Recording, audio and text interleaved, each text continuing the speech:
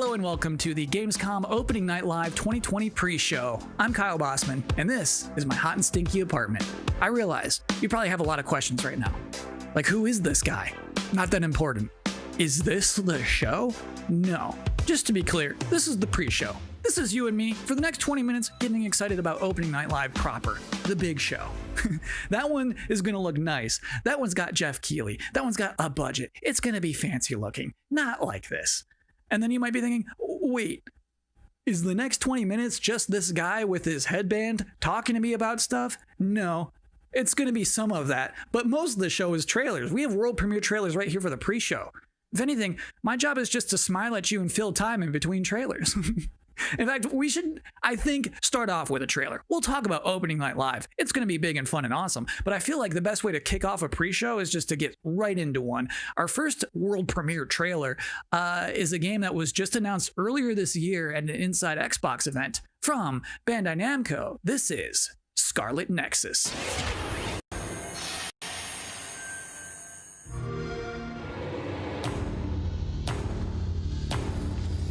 Have to be prepared for anything. Intruders were just detected.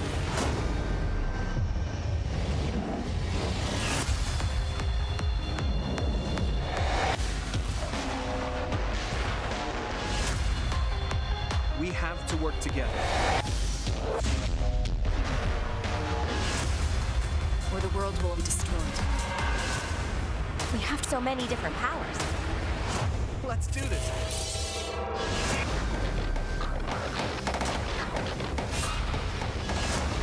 You have your ways of doing things, and I have mine.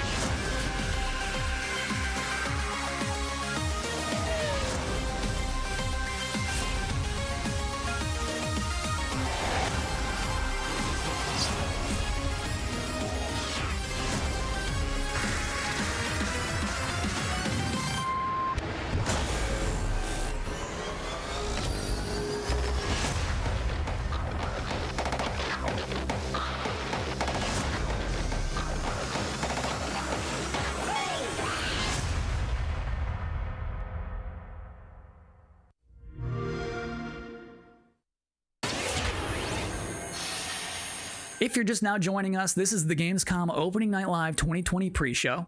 That was a trailer for a video game and not an anime, and I'm Kyle Bossman, not important. For the next 20 minutes, much less than now, we are counting down the minutes until the big show, Opening Night Live, in which you're going to get fresh looks at Fall Guys Season 2, Destiny 2, Call of Duty Black Ops Cold War was just announced yesterday. We're already going to see more of that tonight. Lots of things to see. Cindy Goodman from IGN is going to be giving out the Gamescom awards for Best PC Game, Best PlayStation Game, Best Xbox Game, as well as talking about some brand new shows from IGN that they are debuting this week at Gamescom. Lots of stuff in ONL. It is going to be a chunky, thick show. But in the meantime, for this pre-show, it is time now for another world premiere on our end. The game next that we're going to see is called Quantum Error. And parents, let me warn you now, it's time to put the kids to bed, because it's about to get scary as hell in here. I don't care if you're in the Western Hemisphere and it is the afternoon. Put the kids to bed.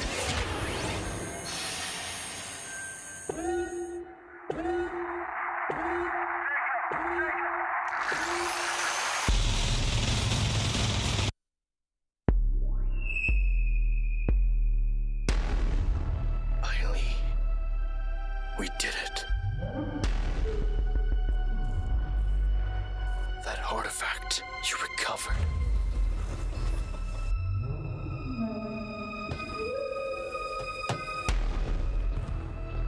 Held the answer to all our questions.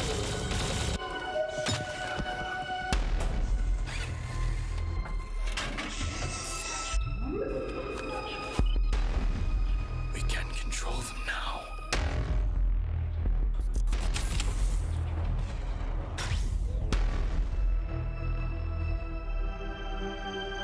Use them to travel the stars.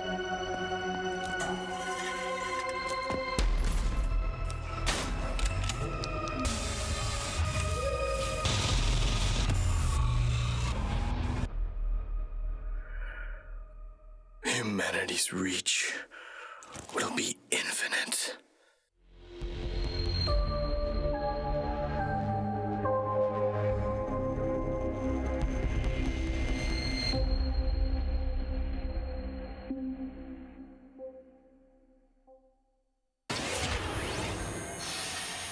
We've got a lot more world exclusive trailers to go, more pre-show to go, an interview with Geoff Keighley. Next up, we have a car brand synonymous with racing and innovation and a key partner of Gamescom for years, Ford. They're about to exclusively reveal the first ever car made with gamers for gamers. Check it out. Ford knows racing. In 2019, we brought our love of racing to gaming, and Team Fordzilla was born. And that was just the beginning. In May, we launched Project P1 to design a car in collaboration with gamers for gaming. This project was a global first, and our designers let their imagination go wild. So on to our first global announcement. Please welcome our first ever Team Fordzilla Project P1 model.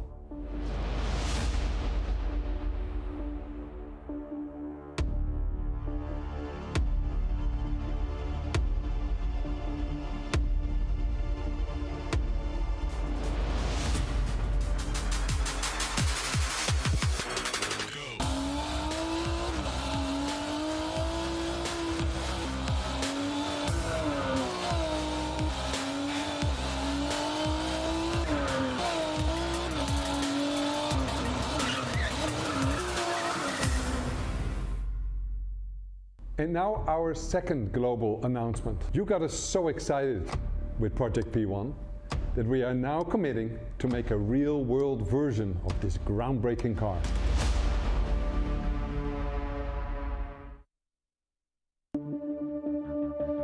If I didn't have games, I guess I would just be writing a lot more.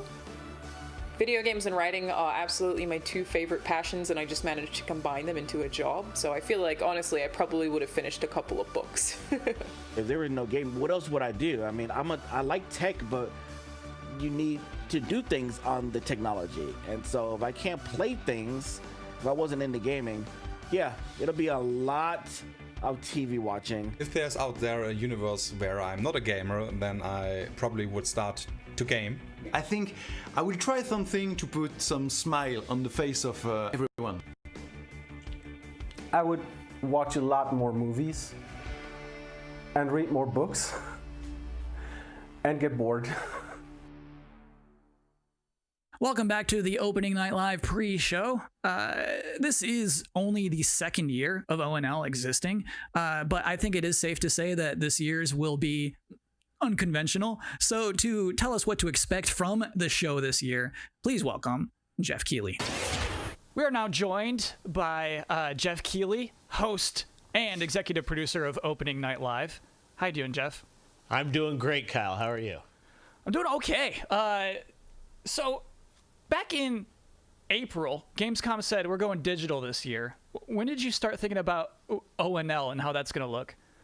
Well, we knew last year we were going to do another ONL this year because it was a big success. But yeah, we had no idea what format it was going to take. Normally we are in Cologne.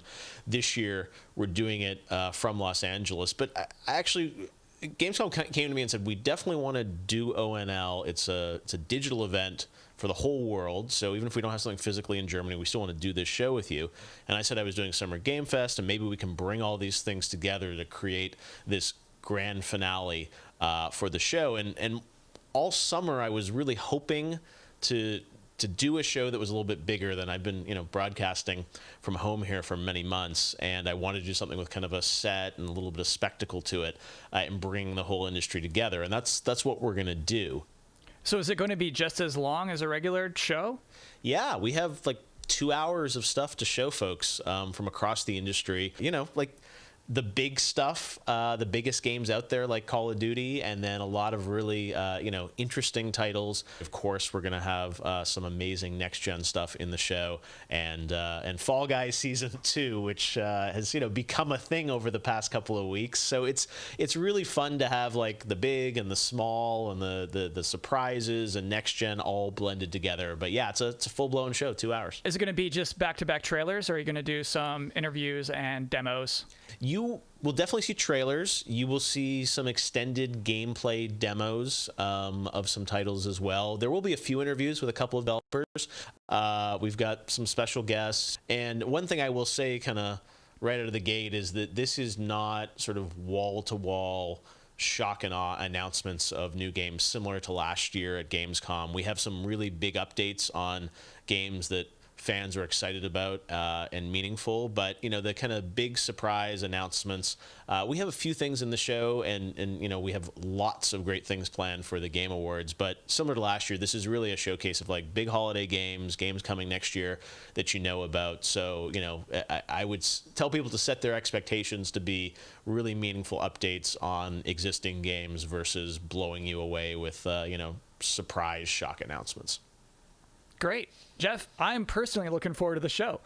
Well, me too. It's been really fun to build this, but even working with our team, it's been challenging to do things safely in the era of COVID, and it's meant a lot to me that Gamescom has said we still want to do this show, and I think for all of us in the industry, we want that big showcase. So I'm just really excited to honestly leave home, do have a set, and you'll see we've got screens and lights, and it's.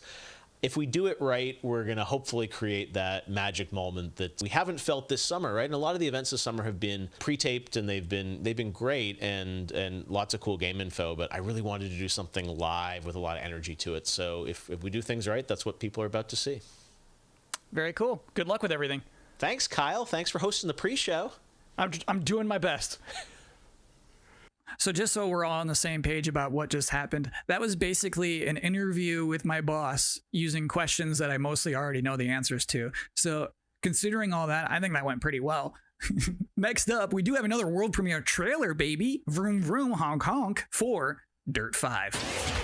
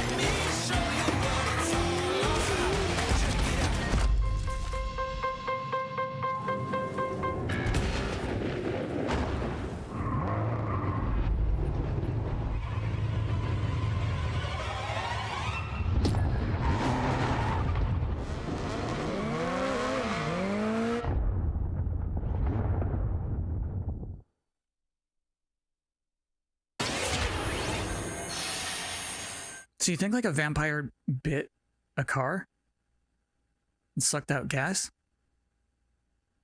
To be continued.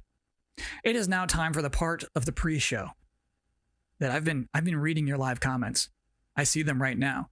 Everybody's blowing up, demanding Kyle's 10 reasons to be excited for Opening Night Live. Well, let's kick it off. Reason number 10 to be excited for Opening Night Live 2020, feeling excited for next gen again. Number 9, Geoff Keighley wardrobe reveal. Number 8 reason to be excited for Opening Night Live 2020, Destiny trailers are usually pretty good. Number 7, it will mean this pre-show is finally over. Number 6, Call of Duty Black Ops Cold War. Number 5 reason to be excited for ONL 2020, Shadow Drops. Number 4, Fall Guys Season 2. Number 3 reason to be excited for ONL 2020, actual gameplay from a mysterious PlayStation 5 exclusive. Ooh. Number 2, everything else in my life sucks right now. And the number 1 reason to be excited for Opening Night Live 2020, Geoff Keighley said it's gonna be good. we have one final world premiere trailer to show off, and this trailer is an announcement of a Switch version of a popular game from 2018 that can only be described as Dinosaursy. Enjoy.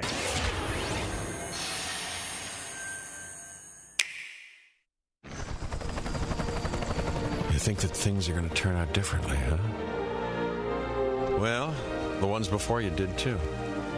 Because they believed that they were in control.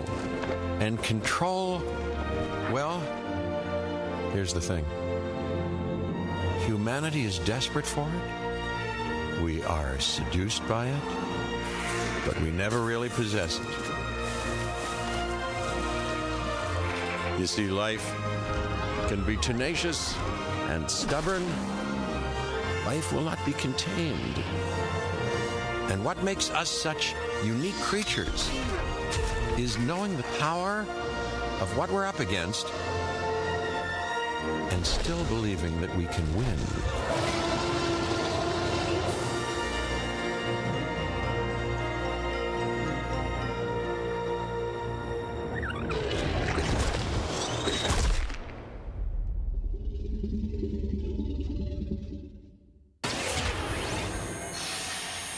That's it. That's all we have for you in this very pre-show. Please be excited for the actual opening night live, in which you'll see some Destiny 2, you'll see Fall Guys Season 2, you'll see Black Ops Cold War, that mysterious PlayStation 5 demo, some things we've probably never heard of before. I think it's going to be a very good show. I'm personally excited about it. Me.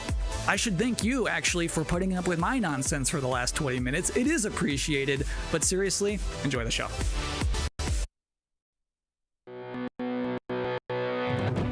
So what's the plan? Time to take control of our world. When we feel out of place, disconnected, and divided, there are always repercussions. Do we have what it takes? All right, I'm going in. To be heroes? What we're doing here could change things forever. Tonight, we bring the world together. You're with us now. We celebrate who we are. This is humanity's chance to repent. And what we are. I'm with you every step of the way. The future of gaming. Welcome to Gamescom Opening Night Live.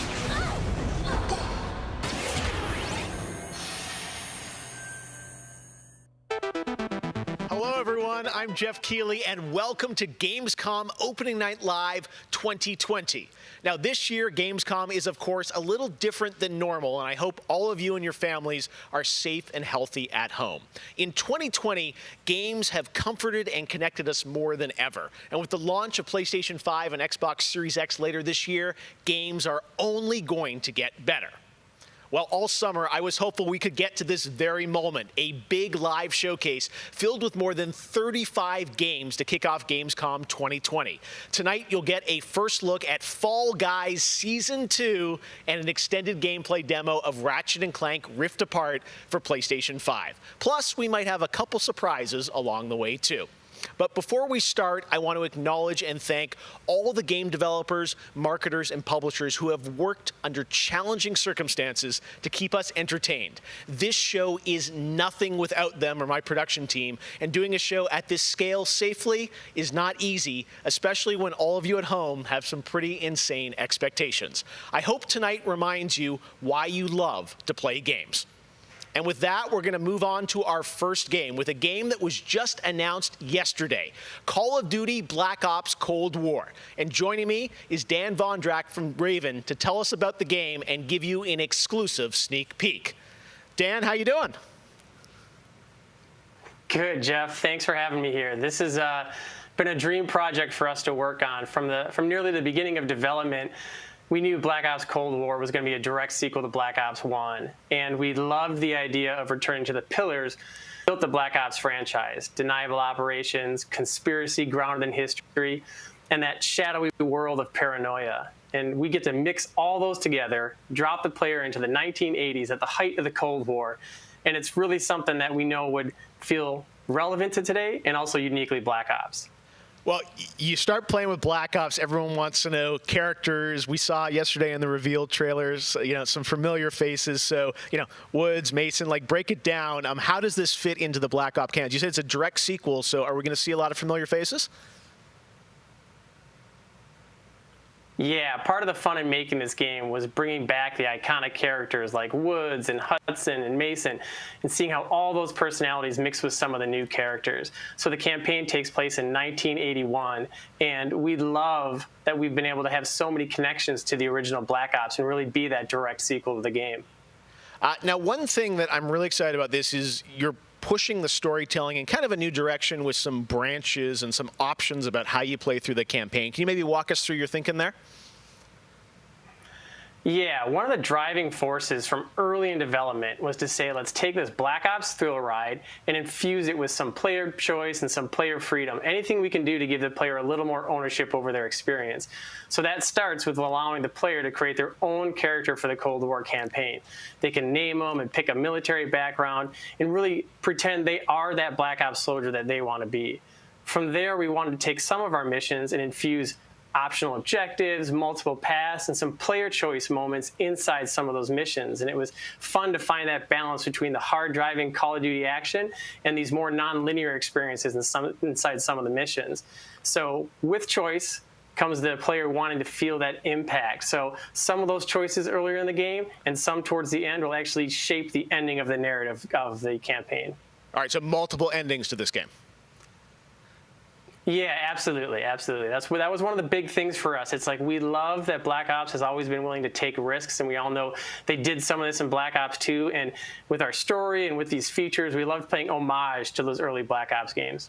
Oh, yeah, I remember the numbers. All right. Well, Dan, we are excited to see more of it. I know multiplayer reveal is coming in September, but since you got a Switch there, maybe you could flip the switch on something exclusive for us. What are you going to show us? Yeah, absolutely. This is really exciting because this will be the first time we've done this outside the walls of the development studio. This is a scene from earlier in the game, and it's a critical point that really shows the narrative of the world, shows this threat that our heroes are going to be battling. So let's take a look.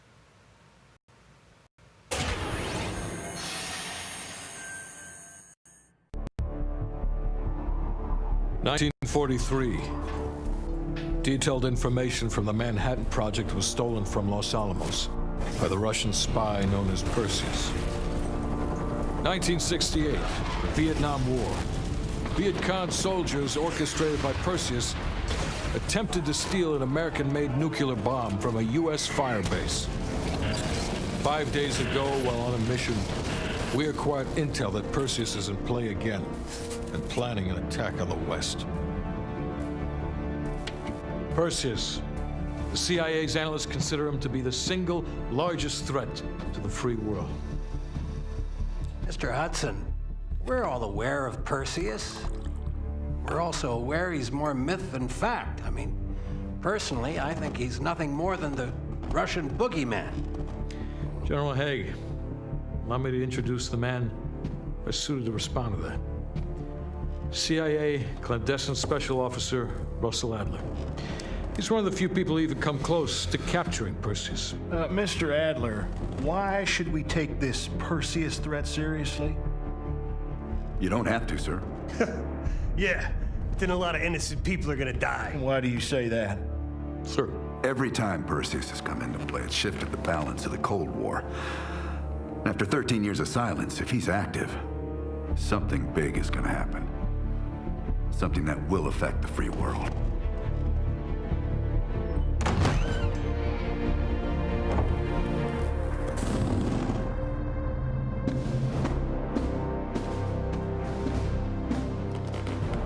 Mr. President. Sir. Mr. President.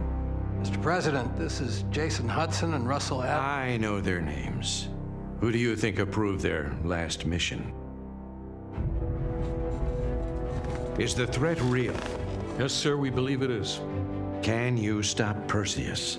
We can, sir. I've already submitted the requisition for my team. Sir, their requests are highly irregular, most likely illegal if the press gets a hold. What the hell are you talking about?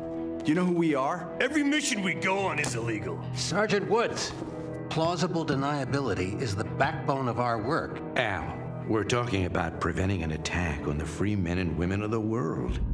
Give Mr. Adler whatever he wants. Gentlemen, you've been given an important task. Protecting our very way of life from a great evil. There is no higher duty. There is no higher honor. And while few people will know of your struggles, rest assured, the entire free world will benefit. I know you won't fail us.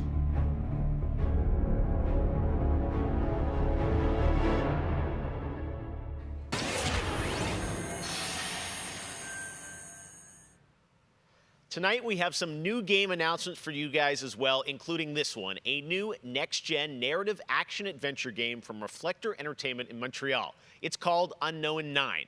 The game tells the story of Haruna, a woman raised on the streets of India and haunted by visions of her own death. Haruna struggles to understand her mysterious innate abilities to manipulate the unseen. Check out this first look.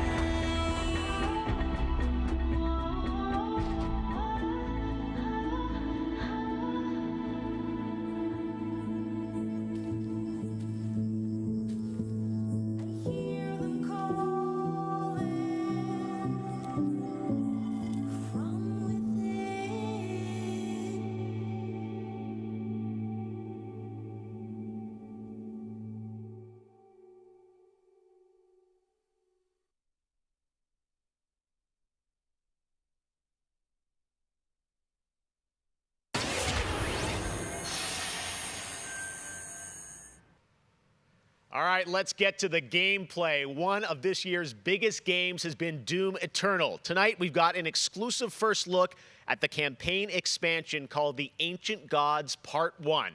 Check this out.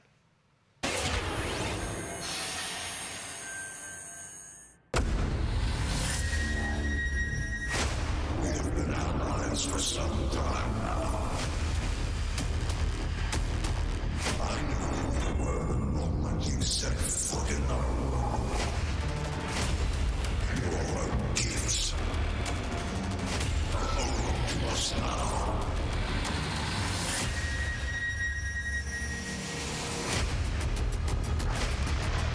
The Slayer has arrived. Please proceed with control, but assertive aggression.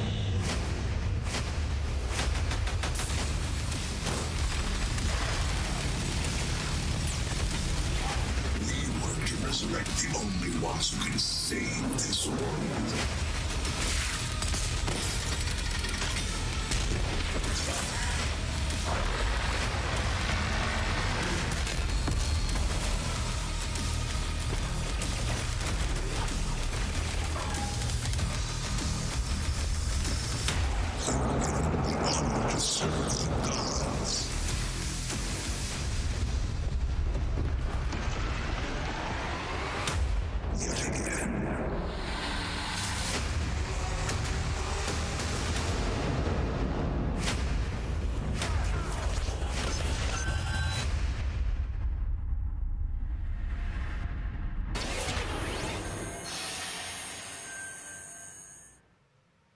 "2020 marks the 25th anniversary of a legendary game studio, Bioware.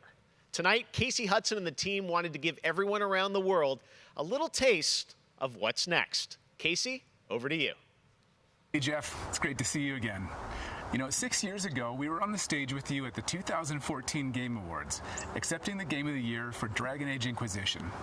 And since then, we've been imagining new ways to use next-generation technology to bring the world and characters of Dragon Age to life.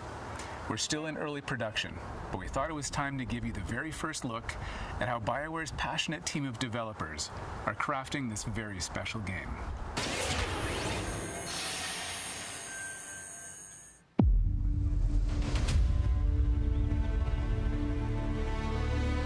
I've been at Bioware for a really long time, so I've got to see it grow up and turn from a company of 35 people to a company of more than 300 people. There's amazing people in the industry. There's amazing stories to be told with other people. I love that character so much. That's awesome. We're very experimental here at Bioware, so we're always coming up with new stuff. We're always trying to improve, innovate, and bring new characters to life for our players and fans to enjoy. The world of Dragon Age really has got it all. It's got frontier stories, it's got mystery, it's got hard-boiled detective stories. And of course, it's all wrapped up in kind of a fantasy setting. You really feel like you're the hero in the Dragon Age world and you're saving people. Dragon Age to me is a wonderful world to play in. I am really excited about the future of Dragon Age. This is an original world, original flora, original wildlife, original architecture. That makes it fun to explore and discover. In the next Dragon Age, you get an opportunity to see new things, new places, and interact with people who lived and grew up in these spaces as well. For the game we're working on now, we want to tell a story. What happens when you don't have power? What happens when the people in charge aren't willing to address the issues? The things that you can expect in the next installment are going to be stories that focus on the people around you and the friends and family you make. Something that we'll be able to look forward to in Dragon Age is a really close relationship with game characters who really become real for you. We want characters to either be loved or hated. One of the best examples of that is Solus. Half the community wants to kill him, half the people want to marry him, then another part wants to do both. They call me the Dread Wolf. What will they call you when this is over? Bioware and EA has been one of the forerunners in using motion magic technology, and that makes it way more realistic when you're looking at the characters and the way they walk and move and interact in the world.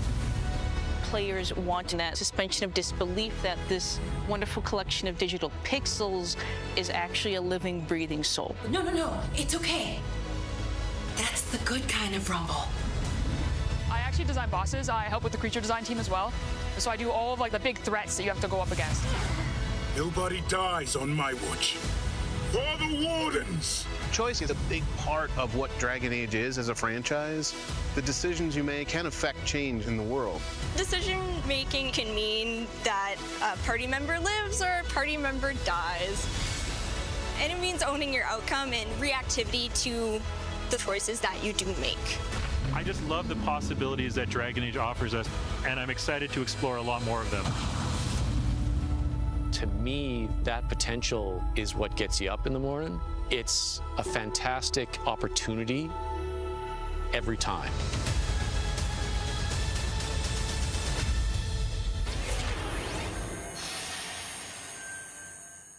Next up, it's time for something special.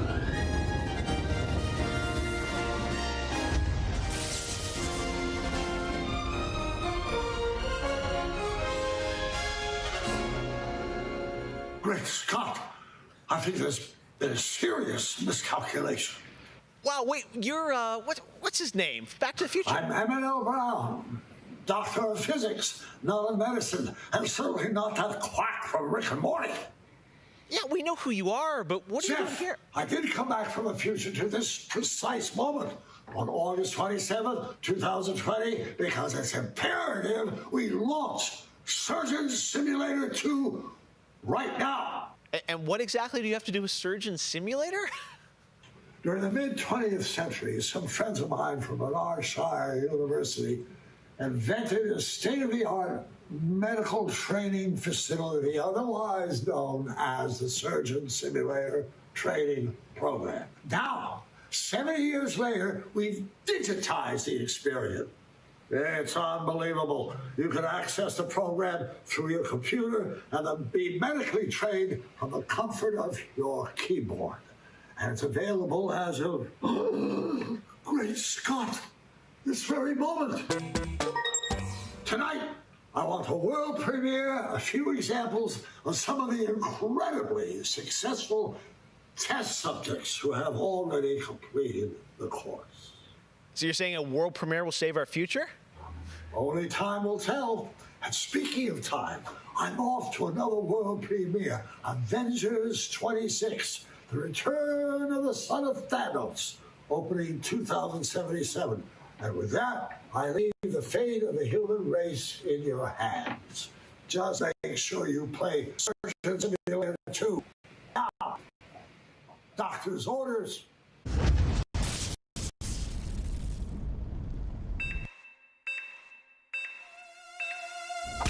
Put the armor, that's on his head! No! Let me give him a little pat on the head. Where does this part go? There, we got it. He looks good as new. Now grab the good armor, bring it in here. We're dying. He's dying. Oh, no, that's not right. My finger slipped. He gets the right. Jesus Christ! What about? Oh, it's fine. He's perfect. We saved him.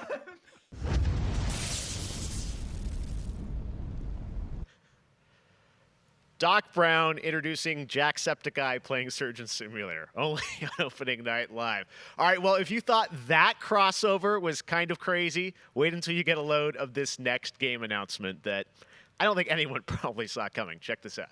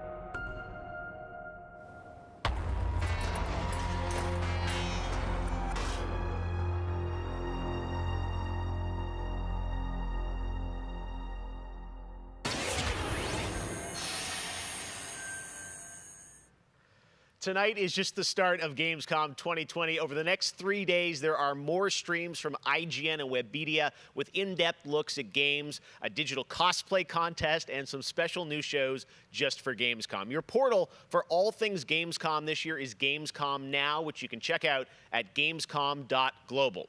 Now, one game you'll hear more about later on IGN's post-show is this one, a return of two classic characters that I love. Check this out.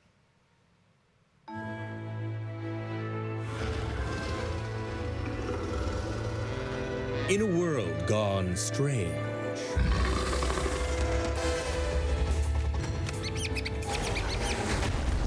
one elite force stands against the darkness. But even they could use some help. Here, slip on this little beauty for effect. Sam, I'm blind! Oh, hello, miss.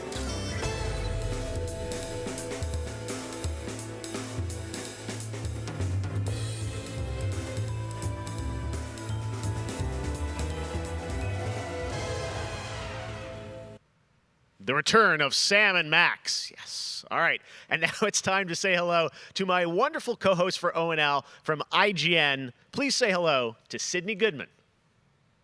Thank you, Jeff. What's up, everyone? I'm Sydney Goodman, and I am thrilled to be here. Gamescom is always such a fun event, and throughout the show tonight, I'll be telling you about all the different ways that IGN is involved in this year's festivities. But first, I have an award to announce. The winner of Best Nintendo Switch Game is Little Nightmares 2. Huge congratulations. Like I said, IGN is going to be here for all of Gamescom with great shows such as the Gamescom Studio, where you can find me and my co-hosts for all day long games content, interviews, dev talks, and more. Plus, we have Gamescom Awesome Indies, the show with and for indie developers. That premieres Saturday, August 29th at 7 p.m. Central European Time, so be sure to tune in for more announcements and special guests. And now, let's go back to Jeff for our next big world premiere. Awesome. Thank you so much, Sid. We are so excited to see what's in the Gamescom studio and also Awesome Indies, and I'm going to be on the Daily Show tomorrow, so looking forward to that. All right, well, on to our next game. In the next World of Warcraft expansion, players will journey beyond the mortal world of Azeroth to a place where no living soul has set foot before. The Shadowlands, the afterlife of an entire Warcraft universe. The infinite realms of the Shadowlands are watched over by different factions, known as covenants, each holding dominion over a different aspect of the afterlife. And depending on how someone lived their mortal life, they may end up as part of one of these covenants when they cross over into the Shadowlands. Today, we're excited to give you a closer look at the noble and pure Kyrian Covenant from the realm of Bastion, who are charged with carrying the souls of the dead into the beyond. So sit back and get ready for the world premiere of Bastion, the first in Blizzard Entertainment's new 4-part series of animated shorts called Afterlives. Enjoy.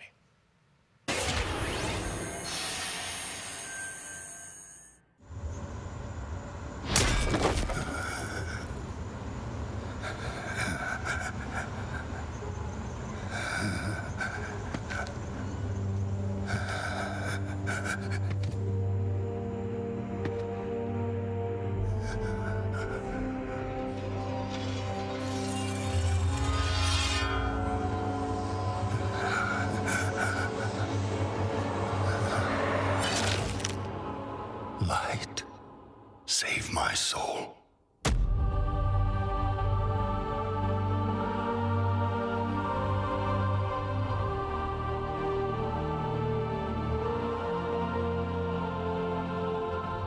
Uther.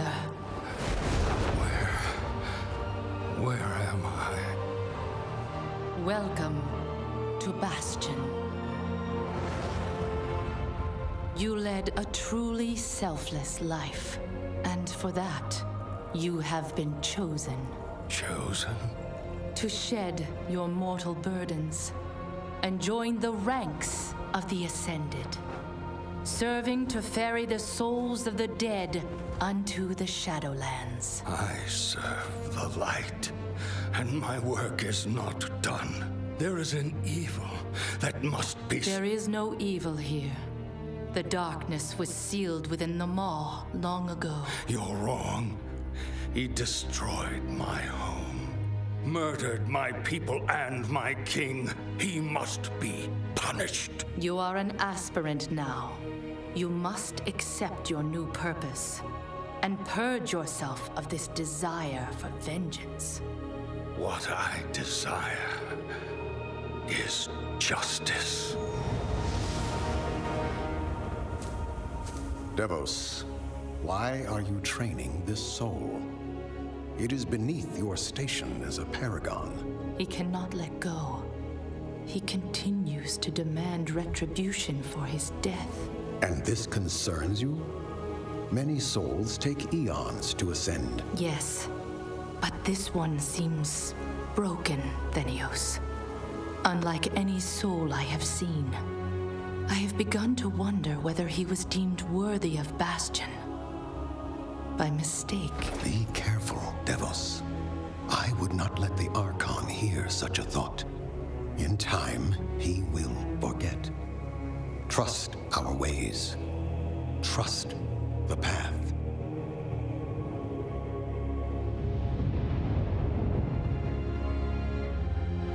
Devos. How long must we train? Until you are ready to ascend. And what is keeping me from ascension? Nothing but the memory of your mortal life. How can I forget when I can still feel his blade?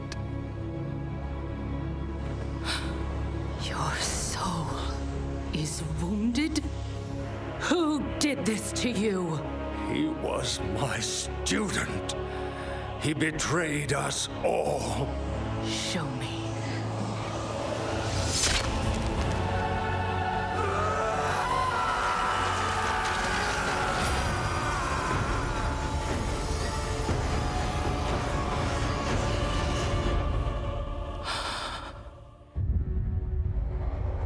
The runes on his blade were unmistakable.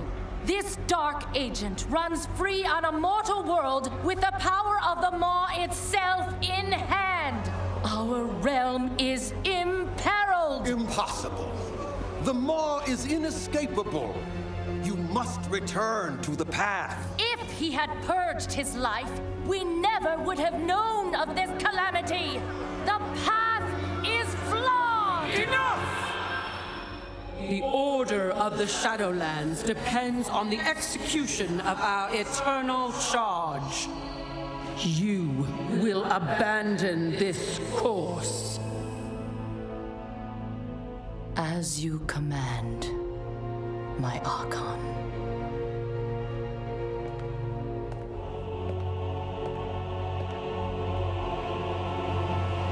Uther!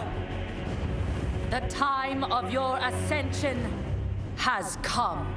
I thought I was not ready. Do you wish to see him punished? I do. Then prepare yourself.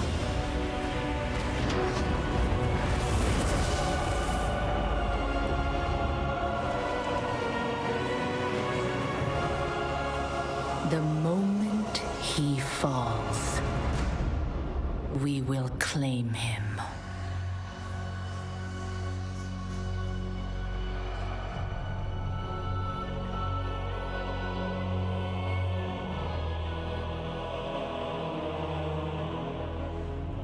I see. Only darkness before me.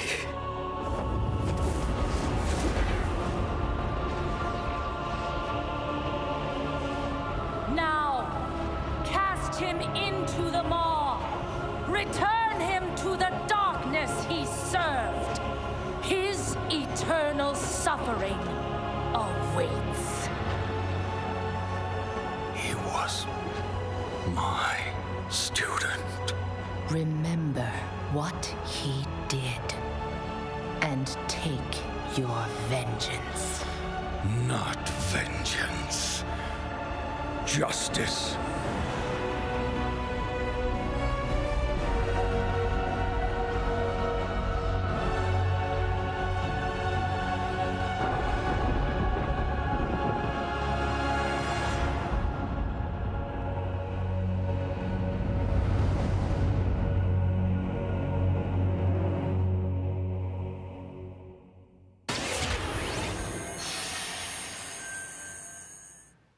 All right, hope you guys enjoyed that exclusive look at Bastion. Now, we know many of you can't wait to experience Shadowlands, and our friends at Blizzard want you to know the wait is almost over.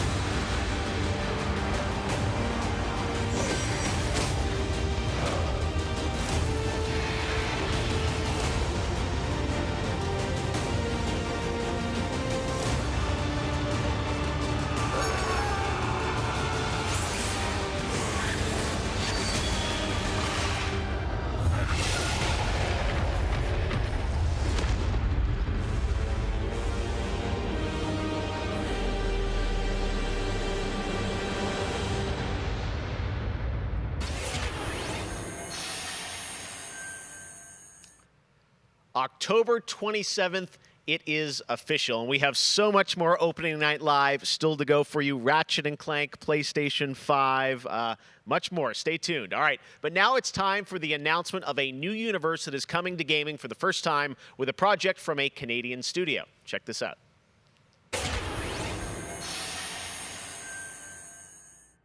They have returned. They corrupted, divided, conquered. Until finally, the gates of the celestial realm were thrown open.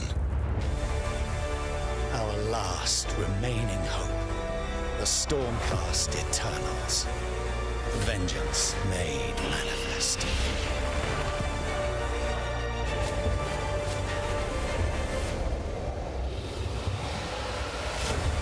Unbound, unbroken, we will take back what the dead have ravaged.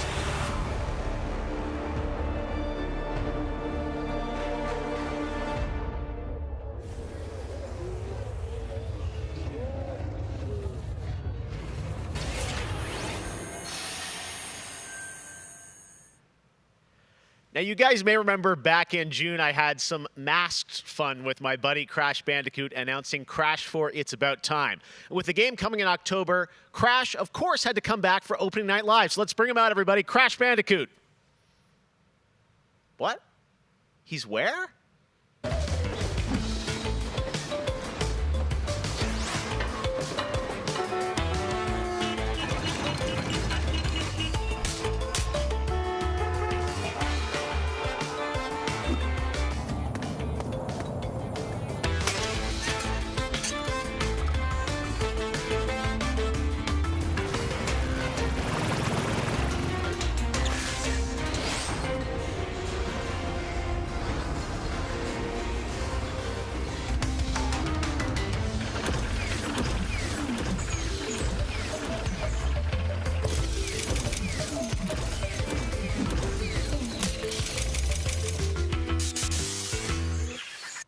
Crash apparently didn't get the memo about Gamescom. But to tell us more about what we just saw, I'm joined by Lou Studdert from Toys for Bob. Lou, what did we see there with Crash and the Gamescom bot? Apparently you saw him wandering around Cologne, but what he was hinting at was kind of our reveal of what we call flashback tapes, which are a brand new style of level that we are announcing here today. Okay, so how do these flashback levels kind of play into the overall Crash 4 narrative? Yeah, so the way that the flashback tape levels work is that they are kind of a peek back in time to the 90s when Neo Cortex was actually testing on Crash and Coco before the events of Crash Bandicoot 1.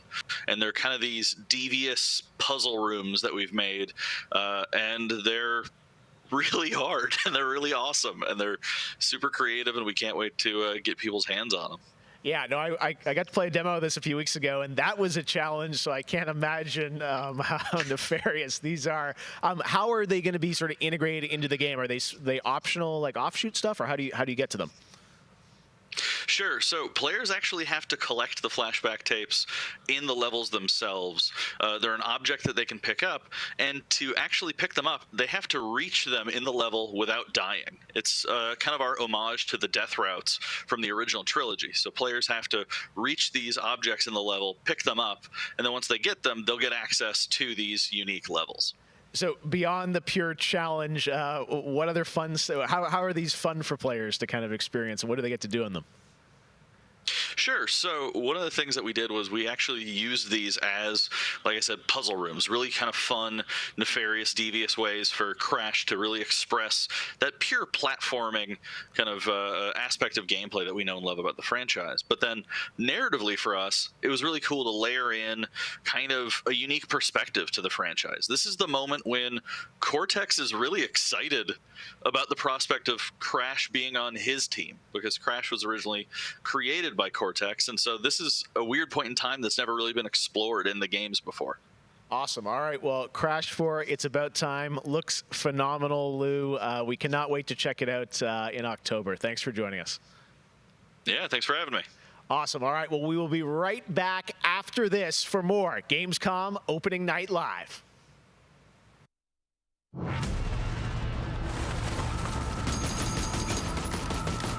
I have become terror. The unseen predator. A rupture that obliterates without warning.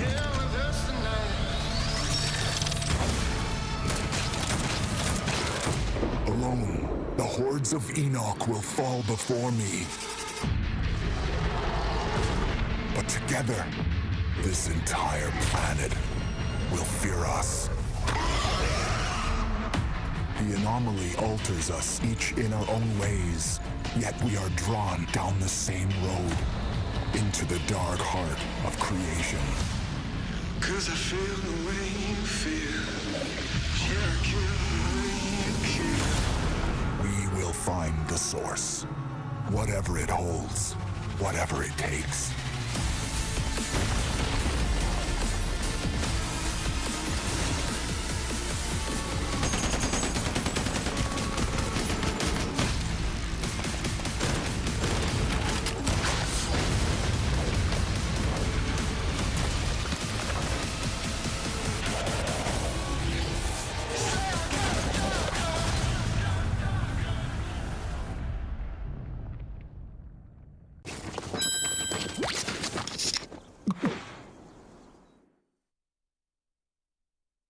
Welcome to the Hyperscape.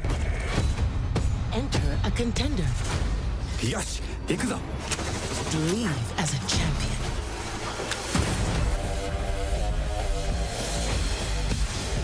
This is it.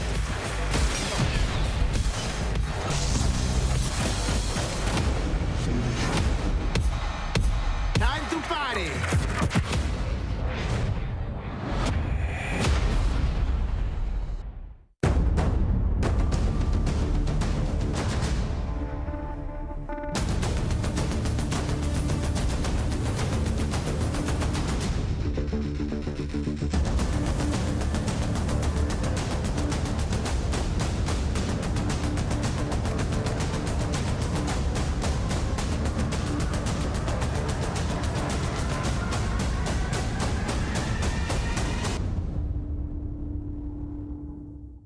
Welcome to Necromunda. I can see you're new here. Let me get you up to speed. The Underhive's named well. A sprawl of humanity suffering away like ants. Deep underground where we ain't causing trouble but are rich boys and girls, no matter how loud we are. And do we ever make some noise? Every Orlok says they could shoot the tail off a lashworm and they'd splash your head from 20 paces for saying they couldn't. I don't want to say immortal, but when their armor, blood, skin, and will are of iron, it's a potent combo. Why would someone like you want to know about an all-female gang of psychopaths, drug dealers, killers, cloners, and... Oh, makes sense. And Escher will cut you up just for the fun of it. Goliaths are big. That's it. Anything smaller than them doesn't deserve to live. And they're just as happy filling you with lead as they are smashing you to pieces with a power maul. Now, mixing that whole pot together in a place like this, you can imagine what happens. Chaos, gang warfare, for wealth, for power, hell, sometimes just for fun. So, think you're ready? Necromunda Underhive Wars comes to PlayStation 4, Xbox One and PC on September 8th.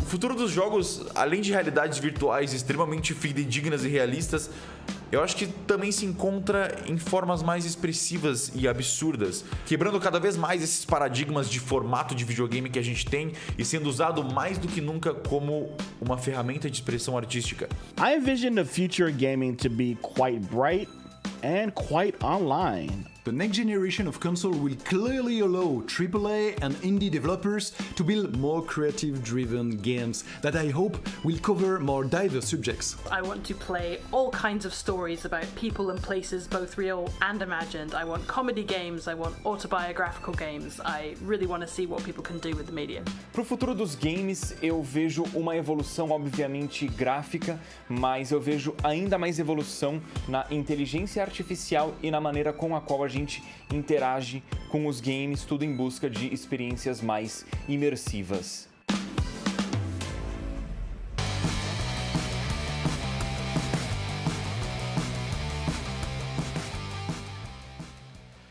You know, one of the things I love about opening night is that we can show you the biggest games in the industry and also smaller titles that should be on your radar. So pay attention to this next game. It comes from a team of 2 in Sweden, Tuxedo Labs. Over the past 3 years, developer Dennis Gustafsson has built his own game engine to realize his vision for a fully destructible game world. What he's building has absolutely blown me away, so I asked Dennis to prepare a special trailer just for tonight. I hope you're equally inspired by the ideas in this next game, definitely one to watch. Teardown.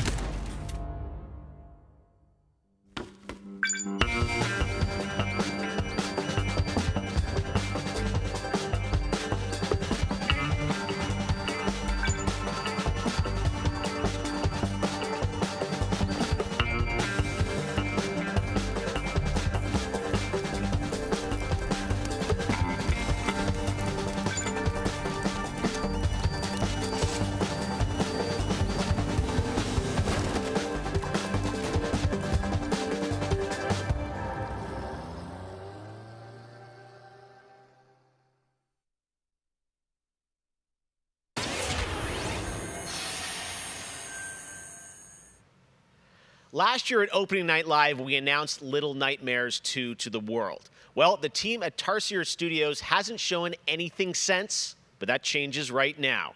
Here is a first look at the gameplay of Little Nightmares 2, which is coming next February, with more to come throughout the week at Gamescom, including a live demo on Gamescom Studio tomorrow.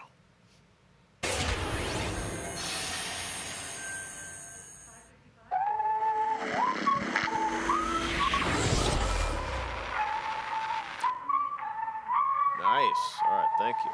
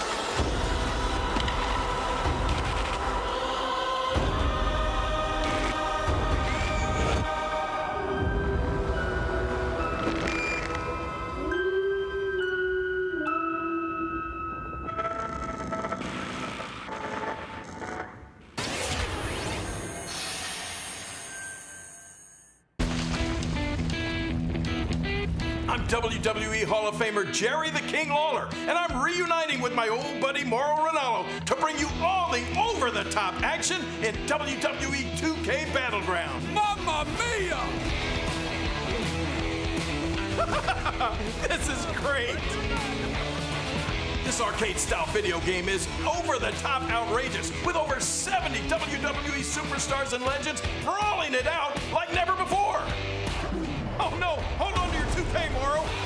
Look out below. WWE is LIT. You know, I'm a little more old school than Mauro, so I can't wait to see these WWE legends teach these kids a thing or two. And you know what? Here's a closer look at the insane action. It's a great evening for WWE action. Oh, wow! Take that, Mauro! Man, it's so good to see the Bella Twins at their best. And now, let's keep this party rolling with another matchup. Oh, look out, Mauro! The Undertaker has risen, and Finn Balor is about to be taken for his last ride. Mamma mia, what a move! Finish him! Oh, no! He just hit the snooze button! How do you lose like that? What's the matter with you legends? This is just an example of the pandemonium that you're gonna experience when you head to the Battlegrounds. Whew, that's a big toy hammer! Oh, I can't believe my eyes! Seth Rollins delivers the stomp! What a night. What a night! This is the greatest thing I've ever seen! Pre-order WWE 2K Battlegrounds today and brawl without limits. Mamma mia! Oh, sorry, Mauro, I know that's your line. Hello again. I have even more awards to announce, so let's get right down to it. The winner of Best Action Adventure Game is Watch Dogs Legion. The city needs a resistance. And it starts with you. What do you say?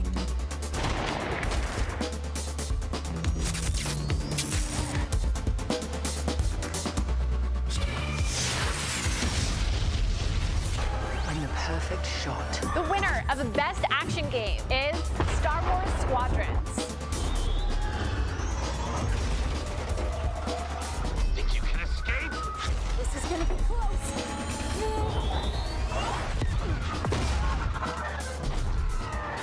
The winner of Best Multiplayer Game is Operation Tango. Operation Tango. It takes two to save the world.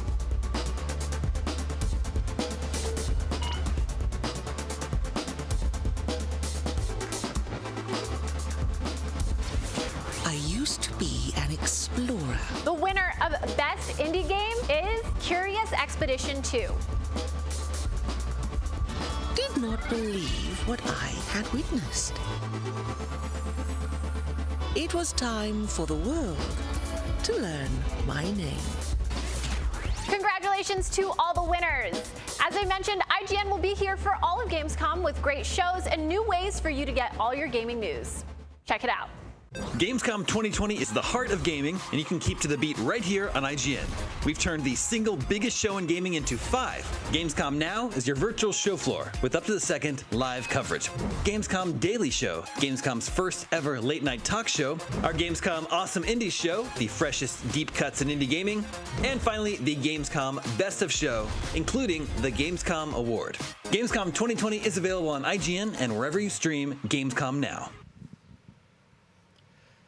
And now it is time to talk about that Best Action Game winner, Star Wars Squadrons. This is a new immersive space combat game from Motive Studios that delivers the ultimate Star Wars pilot fantasy. We've missed those. In Squadrons, you'll suit up and fly for both the New Republic and the Galactic Empire across intense 5v5 multiplayer battles, as well as an all-new, authentic single-player story set after the events of Star Wars Episode 6, Return of the Jedi. Today, we'll get a glimpse at what Squadron's story has to offer by taking a brief look at one of the single-player missions featuring some light narration by the Motive team. Let's check it out.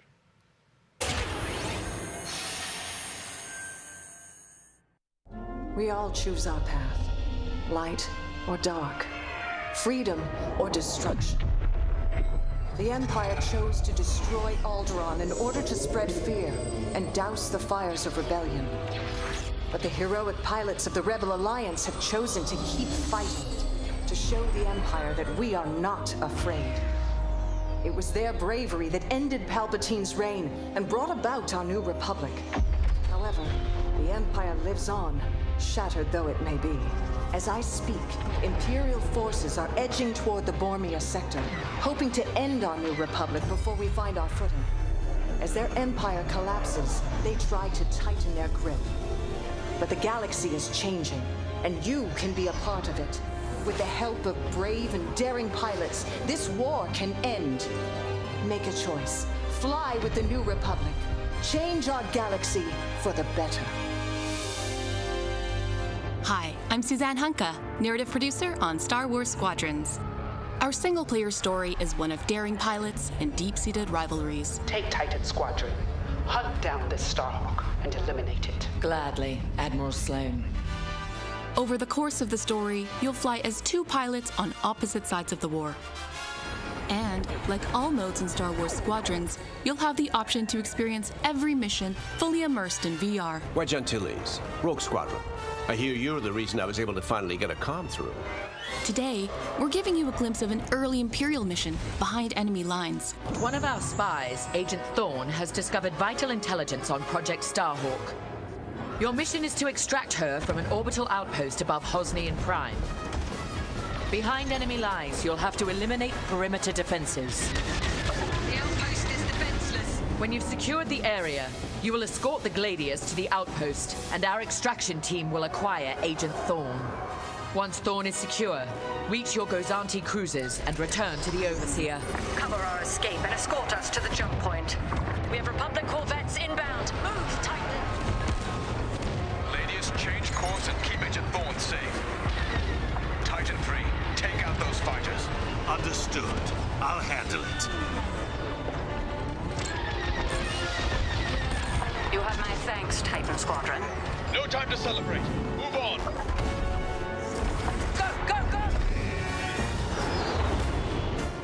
Each mission will immerse you into the escalating conflict between the New Republic and a shattered empire. Debrief with your squad mates between missions. You're our new wingmate. Customize and master all 8 starfighters and join the galaxy's finest. I need you focused and ready to go. From bombing runs at the Nadiri dockyards to setting a trap in the Xavian abyss, the story of these rival squadrons will push the war to the brink and define the galaxy for years to come. I look forward to seeing you in combat October 2nd.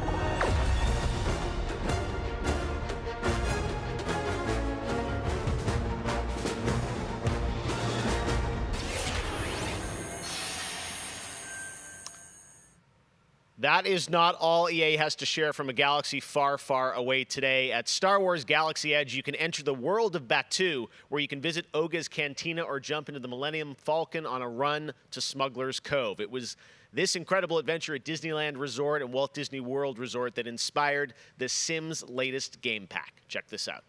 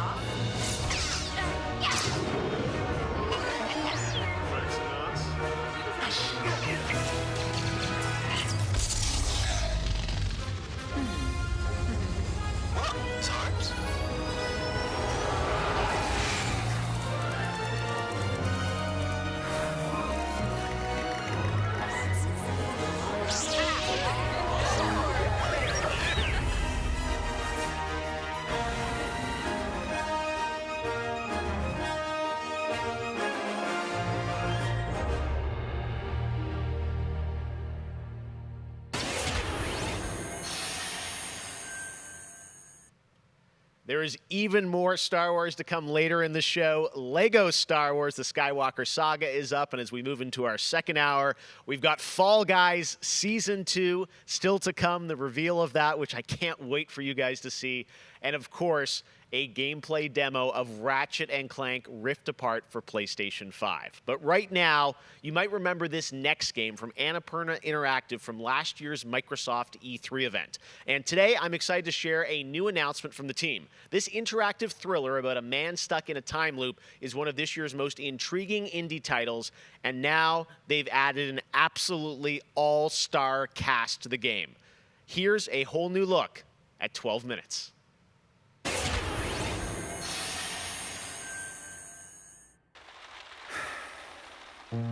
All right, close your eyes. I want you to think of a flower. Look at its contours, its curves. Now I want you to imagine it changing. Moving backward, returning to its bud.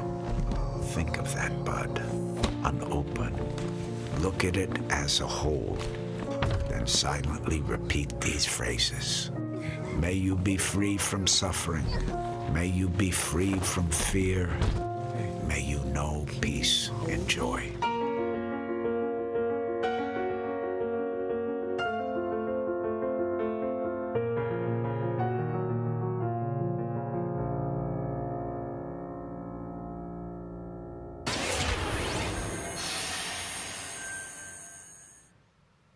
That's going to be a really special indie game. So glad to announce that here on the show. Now, last year at the Game Awards, we announced Godfall, a new looter shooter coming to PlayStation 5 and PC from Counterplay. Tonight, we've got a quick sneak peek of one of the new Valor plates with more footage coming as part of Gamescom 2020. Check this out.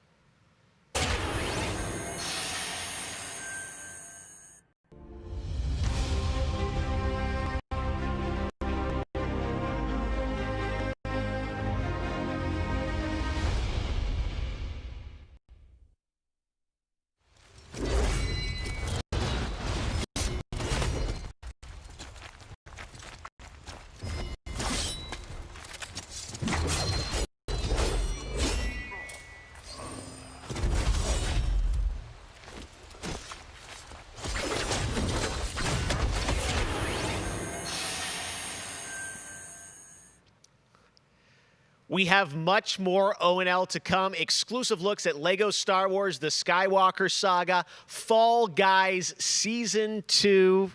Wait until you see what the Mediatonic guys are up to, and so much more. But first, I'm sure you saw that earlier this week, Heart of Deimos, Warframe's newest expansion, was released on PC, Xbox, and PS4. And today, it's also on Switch, all platforms. Here's a look at the Heart of Deimos. Expand, explore, tear the veil asunder, subvert new territory to our sovereign will. But that was what it wanted too. It raged unchecked through metal, bone, flesh, life. We are infested with it.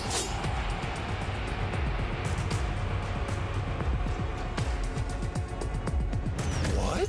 Visitors? Now, the gateway is failing. The jaws close. The final heartbeat approaches.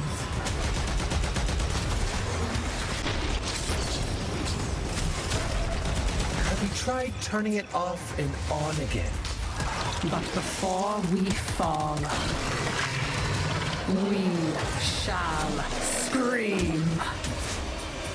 There is one who will hear the heart of Deimos.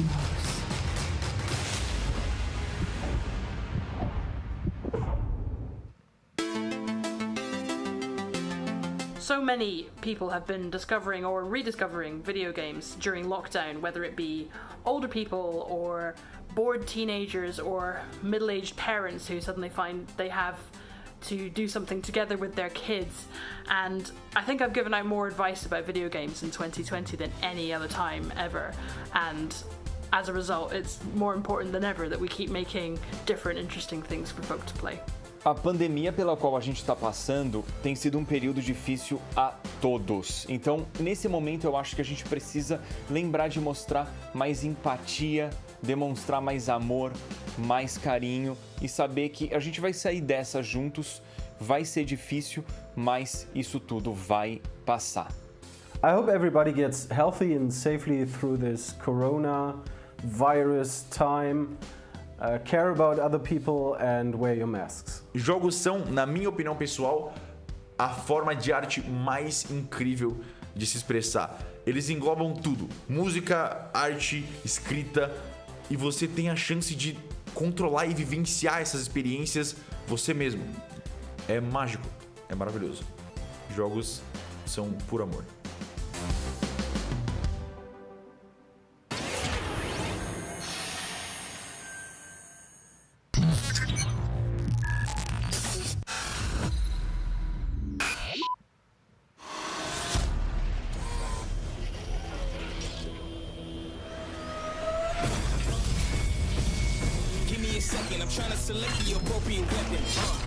Watch who you stepping, them snakes all around, you know they connected. When I was a kid, my grandmama told me I can't go to heaven, so I stopped praying and asking for blessings and started preparing for my Armageddon. Got nothing to lose, I'm all in.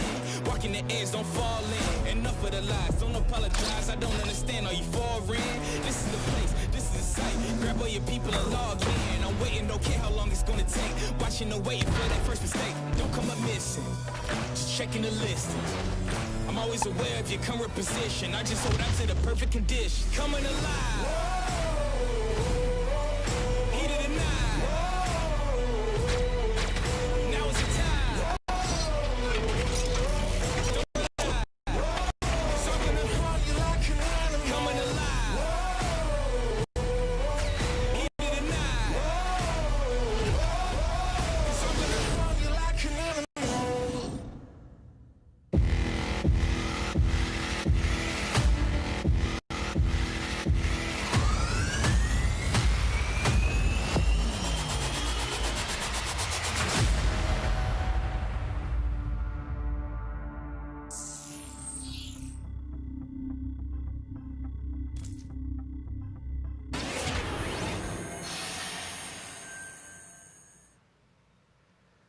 All right, guys, we're back officially into hour 2. We've got an hour more of great stuff to show you. Destiny 2 Beyond Light. Stasis, you're going to see a brand new look at that. Fall Guys Season 2 and Ratchet and Clank for PlayStation 5 and so much more across the next hour. Opening Night Live continues, and it just is the start of Gamescom 2020. But right now, on September 25th, Mafia Definitive Edition launches, a comprehensive, built-from-the-ground-up remake of the original Mafia. Tonight, we've got the exclusive debut of the next trailer called A Life of Reward Too Big to Ignore, which deals with Tommy's induction into the Salieri crime family. Check this out.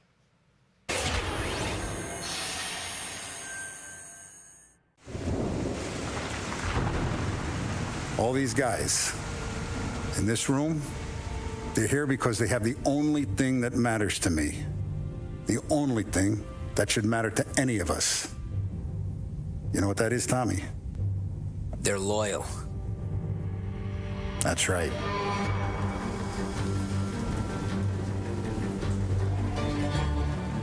One day you're busting your back, doing an honest day's work in a city that's been trying to scrape you off its heels since the day you stepped off the boat. And the next you're stuffing your pockets full of Salieri's dirty money. Go get him, Tommy! Teach these boys a lesson. Break every bone in their bodies. You want me to become one of those Wall Street boys? Don't sass me, Tommy. I'm trying to teach you the ropes so you don't get strangled by them. Now you stay straight with me, you're gonna be living the high life, Tom. You abuse my trust. Don Salieri, you won't ever need to worry about me. Okay, then. Welcome to the family.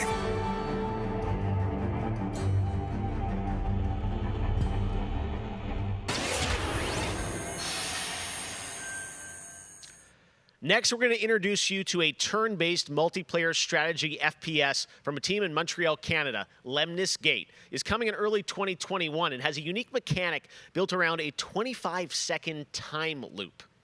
Check this out.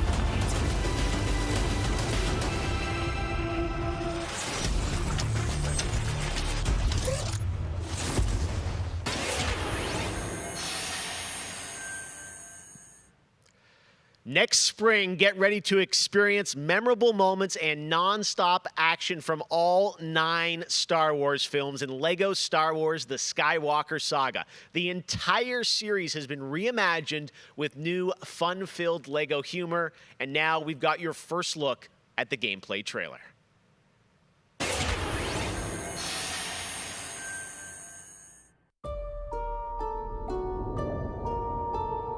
I want to learn the ways of the Force and become a Jedi like my father.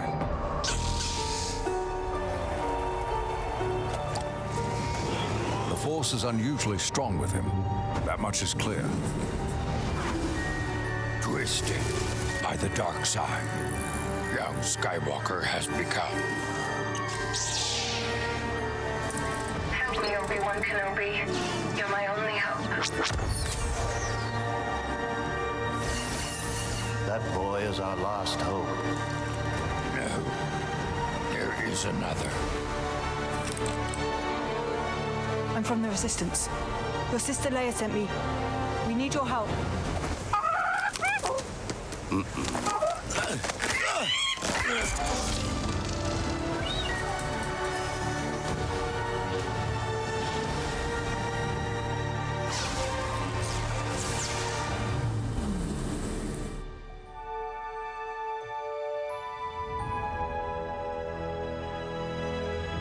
The Force will be with you, always.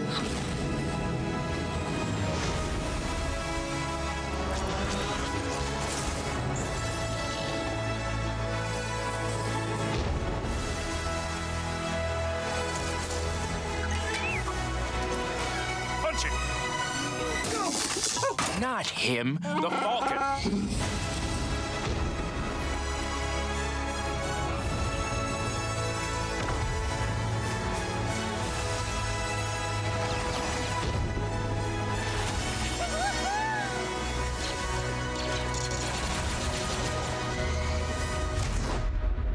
I am a Jedi, like my father before me. So be it, Jedi.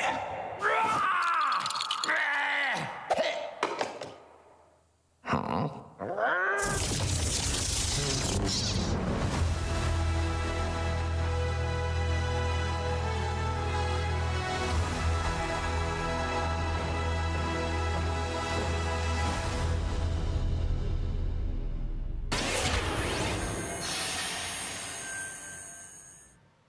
Man, LEGO Star Wars looks so fun, coming to next gen as well. All right, we'll be right back with more world premieres from huge new games like Ratchet and Clank, Rift Apart, Medal of Honor, Above and Beyond, and Destiny 2. But before that, here's a look at a game that is launching tonight on Nintendo Switch and Steam. It's called Struggling from Frontier, a fun physics-based platformer where up to 2 players control Troy, our fleshy hero. Check this out, and remember, you can play this tonight.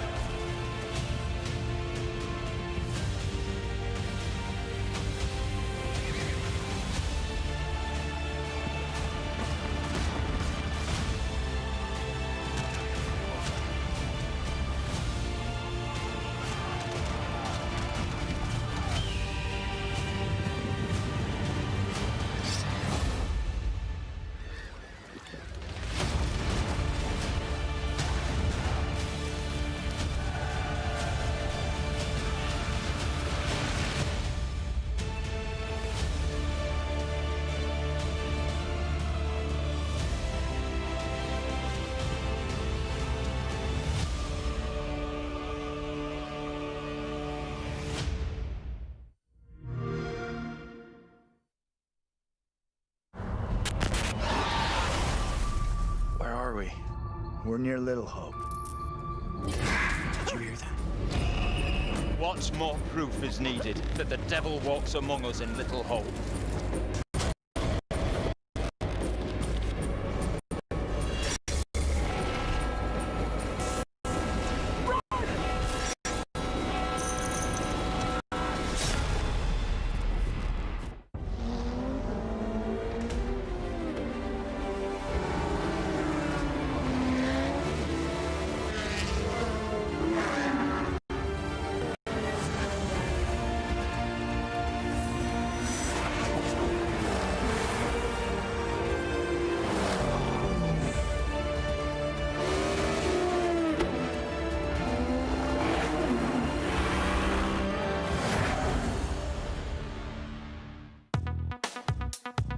I gotta say, the game that I've given the most hours to, that I love going back to, is Assassin's Creed Odyssey. I have to say, since Origins came out, this new reboot of Assassin's Creed, so to speak, that was my first time getting into it, and I have put almost 400 hours into Assassin's Creed Odyssey. At the moment, I enjoy to play Fall Guys with my friends. It's very funny, easy to learn, but hard to master. I have a few games that I binge play, games that I return to every year. Halo, the entire Master Chief Collection, is really a big one for me where that's concerned. But I also still just casually binge Animal Crossing, and I've been doing that basically all year. I haven't put down Animal Crossing since I downloaded it. I find the daily repetitive rhythm so soothing and predictable. Although, much like my house, my island is still a complete tip. Up next, we have the award for Best Microsoft Xbox Game. And the winner is Tell Me Why. Congratulations to Don't Nod Entertainment. Well, after a big day of Gamescom events and announcements, you'll be happy to know that IGN is going to help you digest all that info with Gamescom Daily Show, where you can get all the daily highlights and a late night show experience from gamers for gamers. Back to you, Geoff. Thank you very much, Sid. And by the way, congratulations to Don't Nod for Tell Me Why, a really important game that is out now that you can play on Xbox and Game Pass. And as we know, there's a lot going on in the world, and that goes beyond the pandemic. Between social conflicts we're seeing in the news and acts of nature, we can see how vulnerable we as people can sometimes be. And now I think it's as important time as ever to remember to come together and support one another. We are a global gaming community. There are millions of people watching tonight, and I know we're all here because we love games, and we know that games are good in the world and can bring us together, and I think we've all felt that in 2020. So I think that's really important to remember amongst all the games and trailers. All right, well, one way as a community we can come together to do some good is the Gamescom Forest. Gamescom has launched a reforestation project by planting a Gamescom forest together with the community. Gamers worldwide can go to gamescom.global and donate to plant more trees. So let's plant a forest together. All right, well, now we're going to move on to another game, and this one was announced back in May. Chorus is a dark space combat shooter where players take control of Nara on a quest to destroy the dark cult that created her, featuring rich, ray-traced 4K 60 FPS environments on next-gen hardware. Here is the first look at gameplay from Chorus.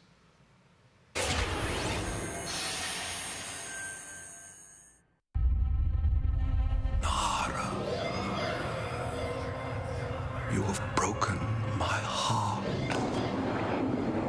For your betrayal, you will be broken.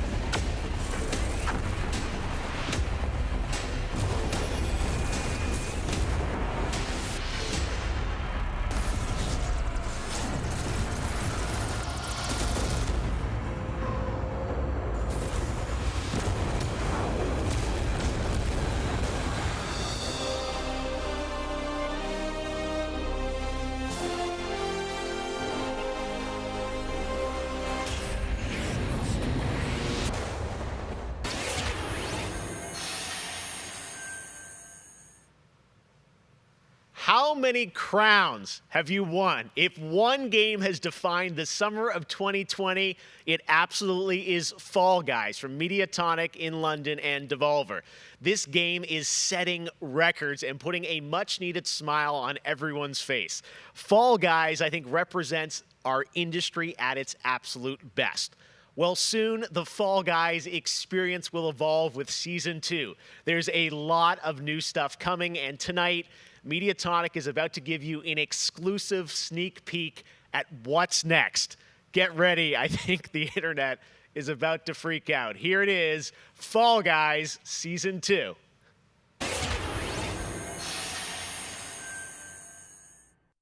Hey, I'm Joe. I'm the lead game designer on Fall Guys Ultimate Knockout, and I just want to reach out and say thank you to everyone who's been playing and enjoying the game so far.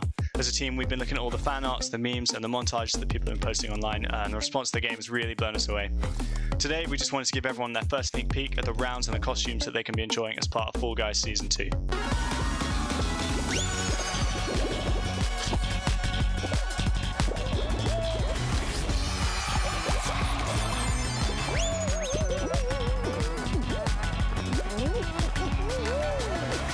Season 2, you'll be dressing your Fall Guy as a medieval hero and competing across brand new rounds inspired by epic quests from the Middle Ages.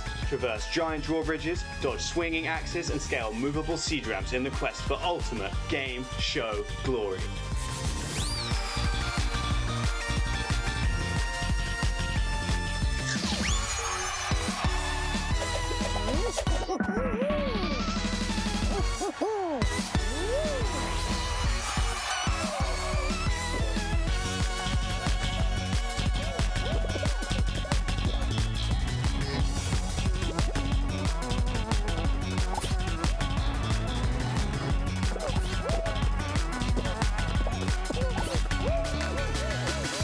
Enjoyed the sneak peek of Fall Guys Season 2. We're still adding the finishing touches to development, but if you want to stay up to date, then at Fall Guys Game on Twitter is where you want to be. See you on the start line.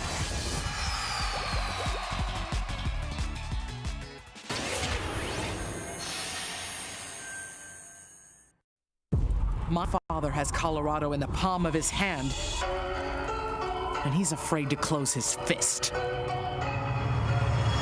I am not.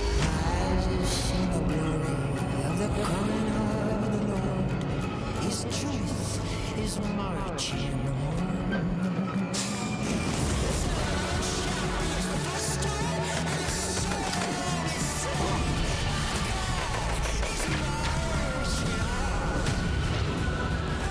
Liberty's Lemnis got more brains and cunning than both her brothers put together. She's the only one who could actually run Colorado. She's already tried once.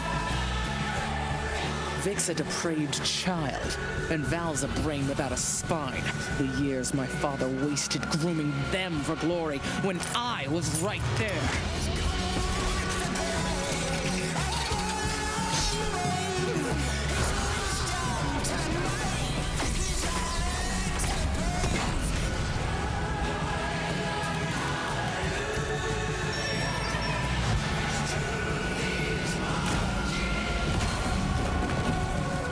Back to Arizona, Rangers, and I'll pretend none of this happened. Stay, and you die alone.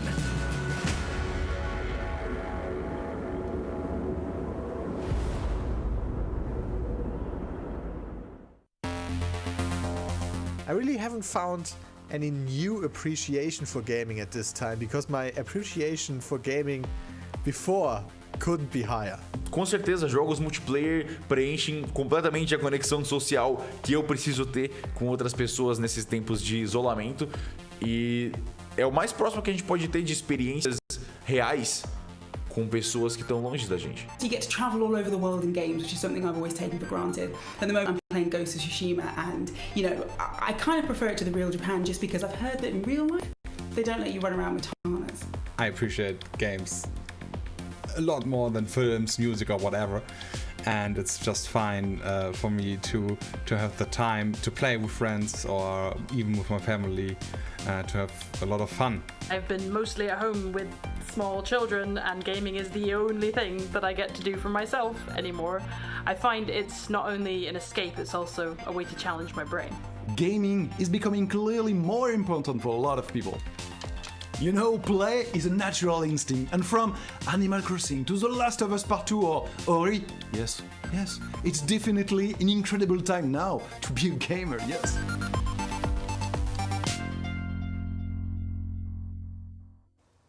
Hey everyone, I'm Vince Sampella, head of Respawn Entertainment. When we set out to create Medal of Honor Above and Beyond, we knew we wanted to bring the series back to its roots. The Medal of Honor franchise is known for its powerful and exciting single-player stories that put the player in the boots of a soldier who was there. It's a series that is grounded in history, which tells emotionally authentic stories. Peter Hirschman, who directed the original Medal of Honor in 1999, is back at the helm of this project. You'll hear more from him in just a bit. Peter and I actually worked together on Medal of Honor Allied Assault in 2002, and I'm really happy he's joined us at Respawn to craft a completely new experience in VR.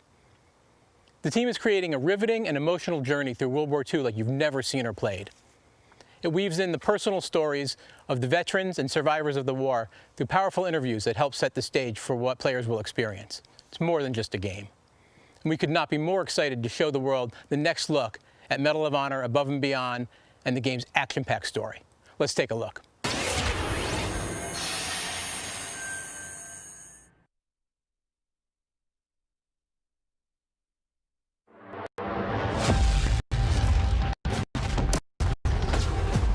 This is the first time some of you will see combat. I know you're scared. Let me be clear with all of you. I'm scared too.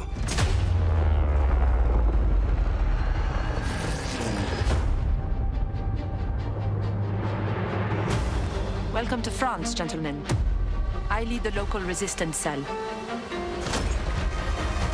Something big is happening inside Gestapo headquarters, and we don't know what it is. We're gonna have to improvise here.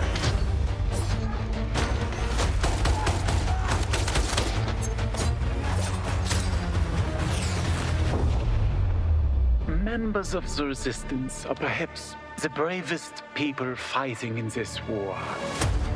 But you really should stop. There is no future in it. Sorry to interrupt, Lieutenant.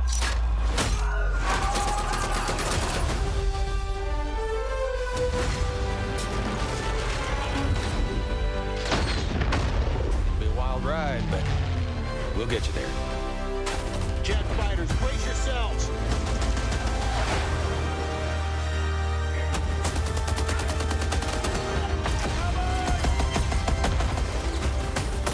Like I said, boom!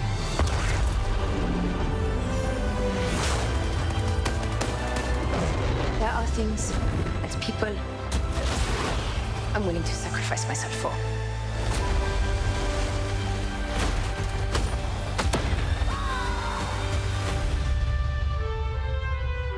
Somehow, this motley crew has been tasked with saving civilization. God help us all.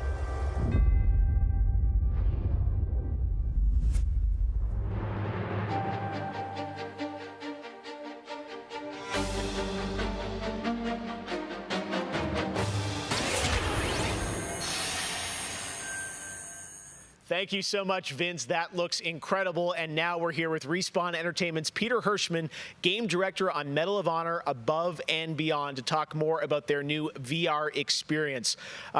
Peter, I got to say, the trailer really grabbed me. Such an incredible story that you're telling to. Tell us a bit about this single-player experience. What can we expect? Well, Jeff, thank you for having us on the show. I'm representing a whole team back at Respawn that's been working really hard on this, and it's so exciting to premiere the trailer with you. Medal, going back to its roots, was always about putting the player in the boots of a soldier fighting in World War II. And with VR, we're able to do that in almost a literal way. It's definitely the most immersive experience, most immersive combat experience I've ever been able to work on. And the story follows you as a player being recruited into the Office of Strategic Services, commonly known as the OSS. And their mission was sabotage, espionage, search and rescue, everything in between. You name it, they did it. And they're known by a different set of initials now, the CIA. But during World War II, they sent operatives all over Europe, deep behind enemy lines. And that allows us to tell a story where you get to go to these places and locations and participate in events that really helped shape the outcome of the war. One of the things I love about the trailer is you can tell there's a lot of interactivity in the environment, emergent game player. You got the piano and other things in there. Tell us a bit about how you're using that to tell the story. It seems like it's all kind of through a first-person perspective, but there are some story sequences. How do you tell the story? Oh, well, we shot over 120 pages of narrative, which is more than some feature films. We had a huge international cast of phenomenal actors. And it was fantastic. And the story follows a classic three-act structure. Act one is working with the French resistance, getting ready for the invasion. Act two is D-Day itself and the fight to get to Berlin. And then the third act is dealing with the Nazi secret weapon program, which involved things like the 262 jet and the V2 rocket and things that could have really turned the tide of the war if we hadn't stopped them. So you get to go on this journey, this story. And the story is shot all from your perspective. Because it's VR, your head is the camera. We don't have cutscenes. We don't have edits. Everything revolves around your perspective. So you experience this story completely in first person as if you are there.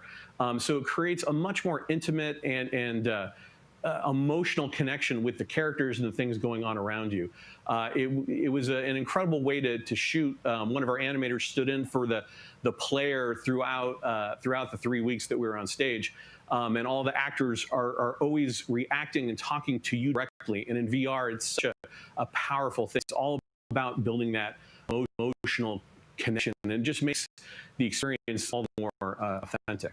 Well, you and Vince, I know this series is really close to your heart, and I'm like, wow, there's so much there to experience. It looks really rich and detailed, obviously authentic as well. Paying tribute to everyone that was involved in the war. I wanted to ask you also about multiplayer, which is something that Respawn is really known for, and you've had a great single player experience. But I hear you might also be doing MP too. Oh, well, yeah. I mean, the thing about VR is that, I've spent we've known each other a long time. So much of your career trying to map natural human movements to a controller, and just figuring out things like making it feel good. And one of the hardest ones is leaning.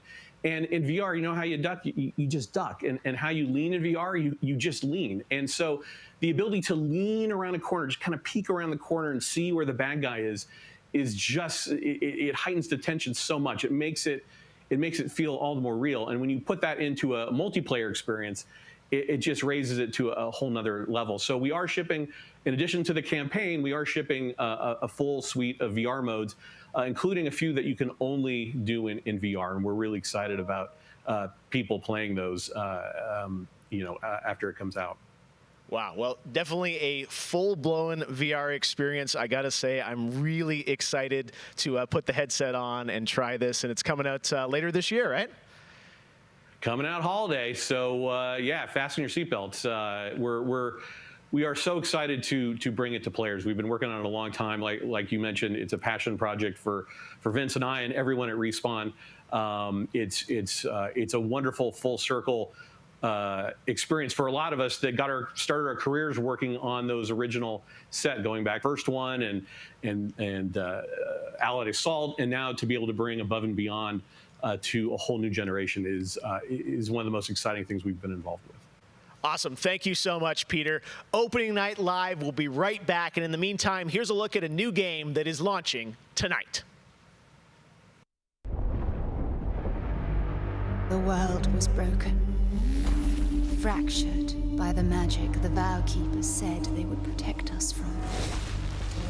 Spellstorms still rage across the ruins of the Hollowlands. This is proof, they said. It isn't safe. It can't be controlled. Magic cannot be used.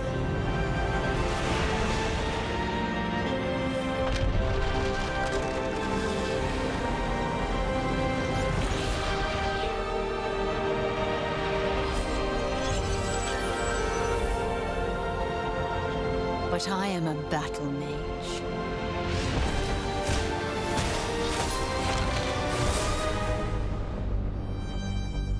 I have broken my vow, and now I fight to break free.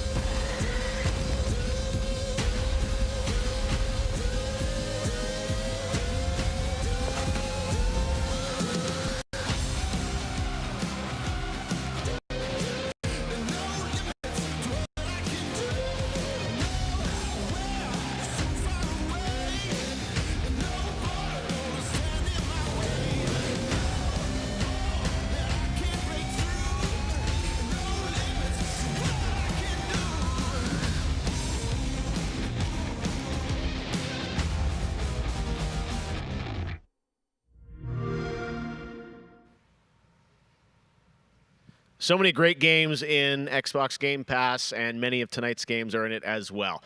Every year at Gamescom, we like to highlight some incredible games made in Germany. And tonight, we have a special announcement about one of the most legendary German games of all time, created by Factor 5. Enjoy.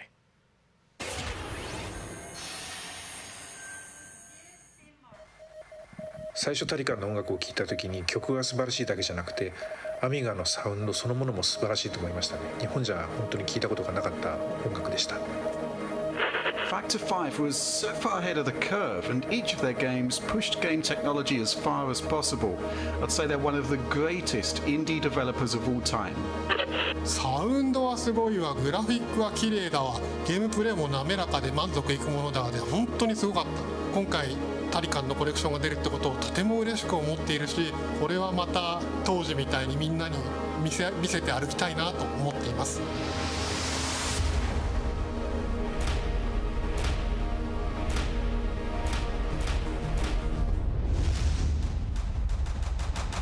This was the first game that allowed me to completely fulfill my musical vision. It defined my career, and the fans have been there ever since. To this day, it's one of my proudest works.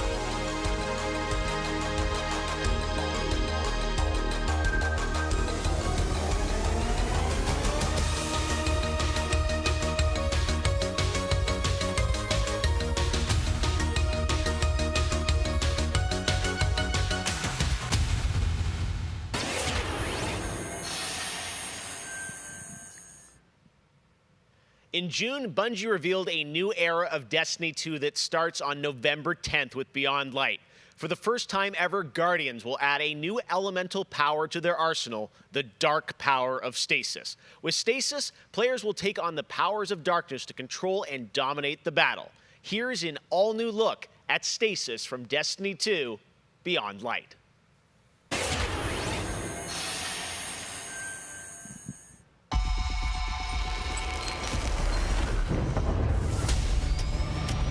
The floodgates are open. The darkness is here.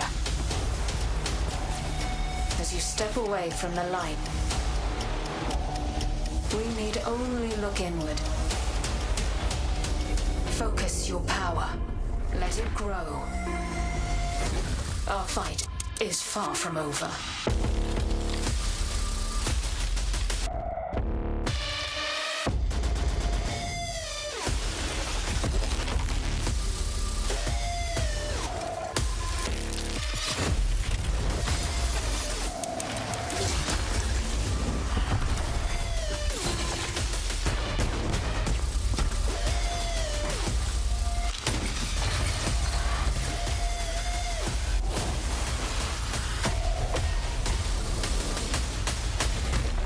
Let them come! This is their fate. One after another.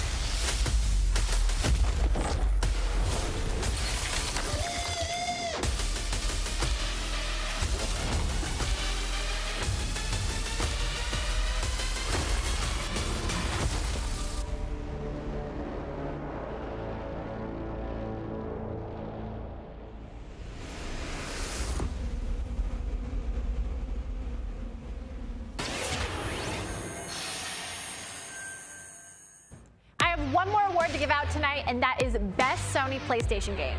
So, without further ado, the winner is Cyberpunk 2077. Congratulations. Of course, there are even more awards than the ones I announced tonight. So check out the Gamescom Awards user voting, where you can vote for your favorite streamer, Gamescom's Most Wanted, and Best of Gamescom. The winners will be revealed at Gamescom Best of Show, along with cool cosplayers, esports, and more. So tune in on Sunday, August 30th at 8 p.m. Central European Time to see the grand finale of this year's Gamescom, where we give gamers the stage. That's it for me tonight, but before I turn it back to Geoff, I just want to say that I hope everyone out there is staying safe and healthy. We're all in this together, so take care. Back to you, Geoff. Thank you very much, Sydney, and it's great to have you on the show again this year. All right, well, a lot of people have been wondering, what will the next generation of gaming feel like? How will it be different? What is that generational difference? Well, back in June, we saw the announcement of Ratchet & Clank Rift Apart from Insomniac Games, a title which uses the power of PlayStation 5, the SSD hard drive, and the DualSense controller to create an experience that Insomniac says is only possible on brand new hardware. Well, now it's time for you to decide if you see the difference. Here's an extended, uninterrupted demo of live PlayStation 5 gameplay of Ratchet & Clank Rift Apart. Enjoy.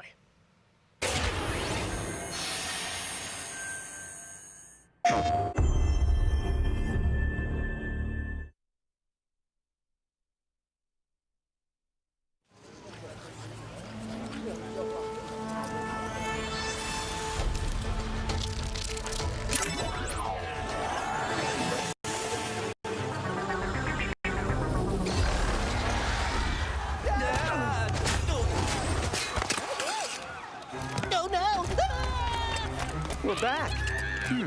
And not far from where we last saw him. We may still have time to put a stop to this.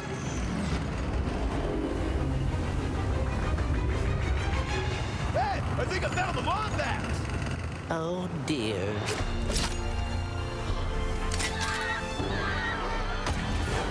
Let's show him how it's done.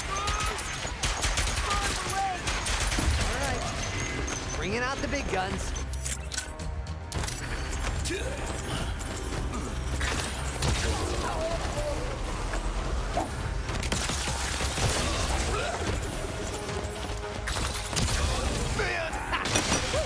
Feels good to be back in action.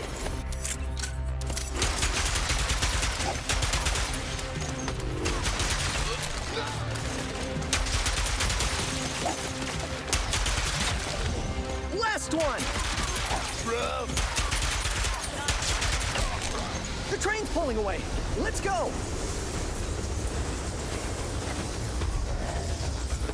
Now I definitely gotta miss my train.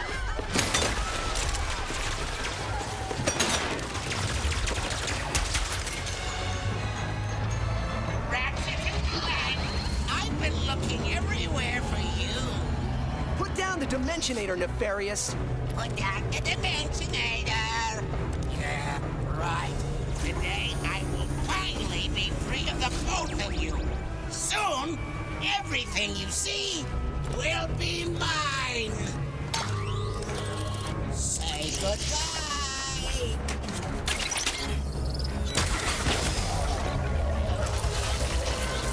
What did you do?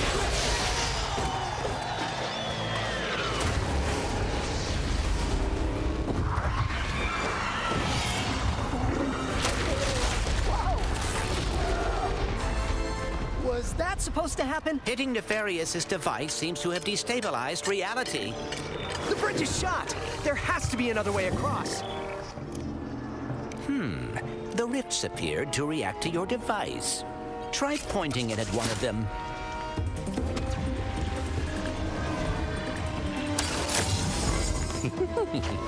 That was rather exciting. Gains before trade!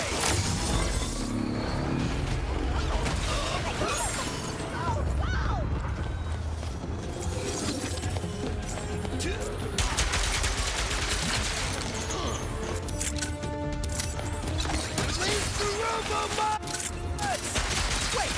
Robo! What?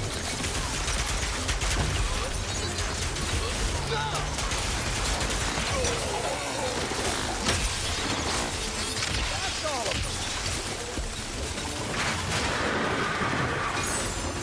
Whoa! Watch your head! This is worse than I had imagined. Everyone look! It's Ratchet and Clank! Sand sharks from above.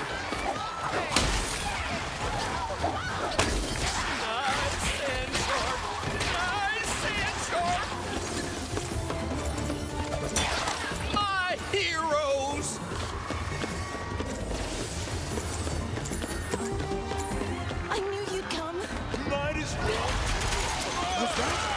A kraken? Or at least a very large octopus.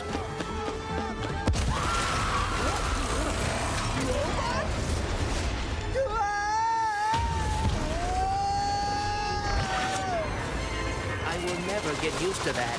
Hey, at least we're on the same planet this time. Nefarious is on the other side of that building. Let's get moving before he does anything else to break reality.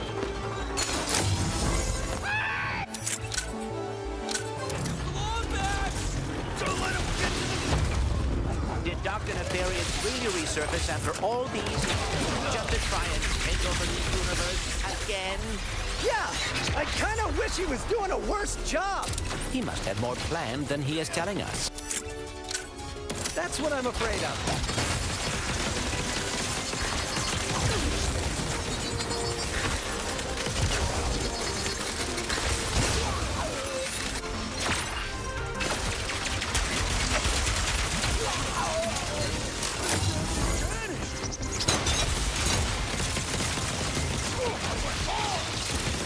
Can't wait to see what's new.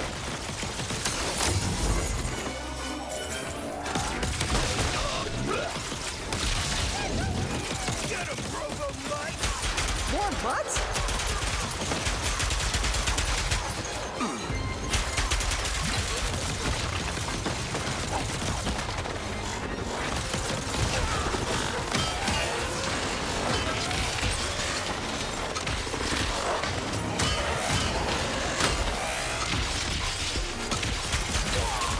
That's all of them. We have to get the Dimensionator away from Nefarious.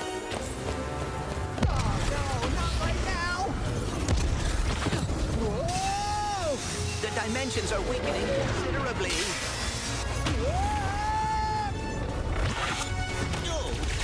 How bad is it?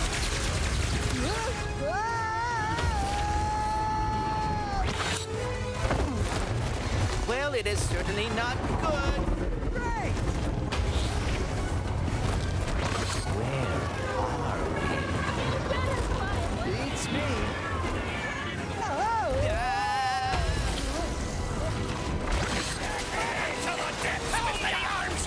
Peace! We've been boarded! Get off me, you Carl creature! Clank!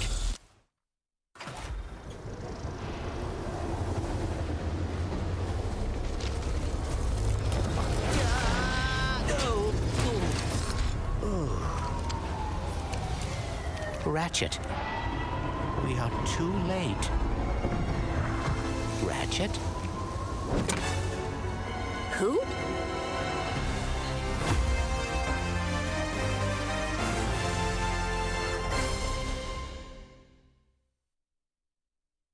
PlayStation.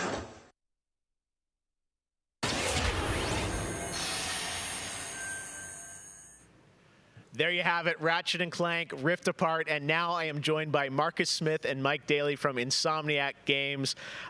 Guys, it was so great to see that long, uninterrupted demo of Rift Apart, and I have so many questions. It's amazing to see what you're doing with the power of PS5 and the SSD.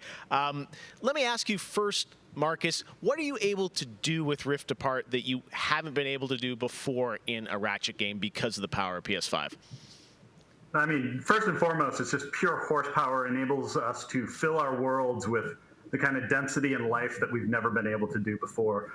More importantly, perhaps, though, is the dimensional shifting that we have going on, which uses the SSD that allows us to fling the player from planet to planet to planet lightning fast, like in way, way faster than anything we've ever been able to do before. Yeah, the Rift tether, we saw that in the demo. We had seen some of that in the trailer. So that's all actual gameplay. Mike, I'm curious, like how does that work as you kind of play through the game? Are there certain moments and levels where you can jump, or how do you play through that? Yeah, so in the game, there is dimensional damage spread throughout the galaxy that Ratchet and Clank have to find a way to fix. And you can find these weak points in space-time that you can pull to you with your Rift tether. It's like being able to lasso a portal. And that enables you to basically like warp across the world to find new places to discover or gain a tactical advantage in combat. Wow. Yeah, I got to say, like, when you see that and you imagine the jumping from multiple worlds at instantaneously almost, and it sounds like there's no load screens throughout the entire game. That's right. We're going seamless. That's right. Yep. Wow. All right. You bite. So confident, both of you say it. I like it. Now, let me ask you about DualSense. That's something that is a big part of PS5. I've had a chance to hands on with the controller, with the adaptive triggers and the haptics. How are you using that to sort of impact the gameplay of Rift Apart? So at the heart of every Ratchet and Clank game is a powerful arsenal of weapons that just exude a ton of personality. And the DualSense is sort of like, it feels like it was made for Ratchet and Clank, just because the haptics give us a whole new layer for the weapons to express themselves. So for example, your burst pistol, of course it gives you like a satisfying click or kick with every bullet. But when you throw the shatter bomb, you can actually feel the energy pulsing off the grenade fade away as it gets further apart from you. Basically, the haptics are expressive enough that every weapon feels different and you can tell what you're holding. But of course, the adaptive trigger like takes that to a functional level where, in addition to the trigger pull feeling unique, we can actually use that as a super intuitive way to add alternate functions to the weapons. So, for example, in the demo, we've got the Enforcer, which is a double-barreled shotgun. You can pull the trigger part of the way down until you hit resistance to fire a single barrel. And then whenever you feel like it's the right time, pull it the rest of the way for a double shot. So you might be swarmed by a bunch of little enemies. You only want to waste one shot on them, and then wait a minute for even more to swarm in before finishing them off. But a big guy, you probably want to just give both barrels to right away. So there's a nice intuitive way of basically raising the skill ceiling and giving you more ways to play better. Wow. No, I'm excited to see how you guys are going to roll that out across what I'm sure are an insane, group of weapons as always. Plot-wise, Marcus, tell us a bit about this game. I think some fans have wondered, does this tie into the movie plot line, the game plot line? Like, tell us in the Ratchet verse where this sits. Yeah. Well, canonically, this is an extension of Ratchet and Clank Into the Nexus, the 2013 game. But it's a standalone adventure. So it's one that, even if you've never played a Ratchet and Clank game, you can get into it and you'll understand it and you'll enjoy it. For hardcore fans, we have a lot of nods. You're gonna see a lot of returning characters and planets and see them all through a whole new light of multiple dimensionality. Yeah, no, this Rift Tether thing I think looks really exciting. And how often, is that something we saw in the demo? Is that something you're going to see frequently in the game? Are there special moments? I guess I'm curious how often you use that technique for gameplay. So the Rift Tether has created these anomalies all throughout the galaxy. You'll encounter those pretty often. There's even a few more types of dimensional damage you'll encounter that we haven't shown yet. Okay. Now, being pulled between worlds, that's localized to chasing after Dr. Nefarious in the demo. And that's sort of reserved for special moments when you really have to, when the dimensional damage really tears wide open. Well, I got to say, it looks incredible. And then at the end, we got another tease of this female Lombax. I know you guys have confirmed she is playable in parts of the game. I think everyone wants to know, though, do we have a name for her? The world is more interesting with mysteries, and we're going to have to keep this one a little longer. Do we get a number of letters in her name or anything? Too many smart people on the internet.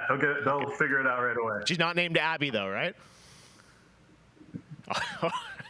All right, well, we'll have to wait and see what you guys have in store for us. I got to say, it looks incredible. The Ratchet games are always so much fun, and as you said, when you think of the power of SSD and the DualSense all coming together, it looks really exciting.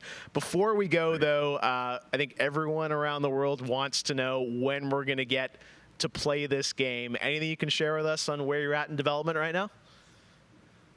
Mike? So Ratchet and Clank is coming out in the PS5 launch window. So we haven't announced a specific release date yet, so stay tuned for that. What kind of window? Is it big window? No, I'm just kidding. All right, that's all we're going to get, I'm sure. Ratchet and Clank Rift Apart coming in the launch window for PlayStation 5. I got to say, Insomniac, we're so excited what you guys are doing across PlayStation, and the game looks incredible. So thank you so much for all you've done, and we look forward to seeing more of Rift Apart soon. Thanks, Jeff. Take care. All right, Marcus and Mike from Insomniac, thanks for showing us that first look at Ratchet & Clank or PlayStation 5. And that's going to do it for Opening Night Live. Thank you so much for watching from around the world, and make sure to stay tuned all weekend for more live Gamescom coverage at gamescom.global. As for us, we'll see you later this year for the Game Awards 2020. Our team is hard at work to build a very special live show for you coming in December. We'll see you then. Good night.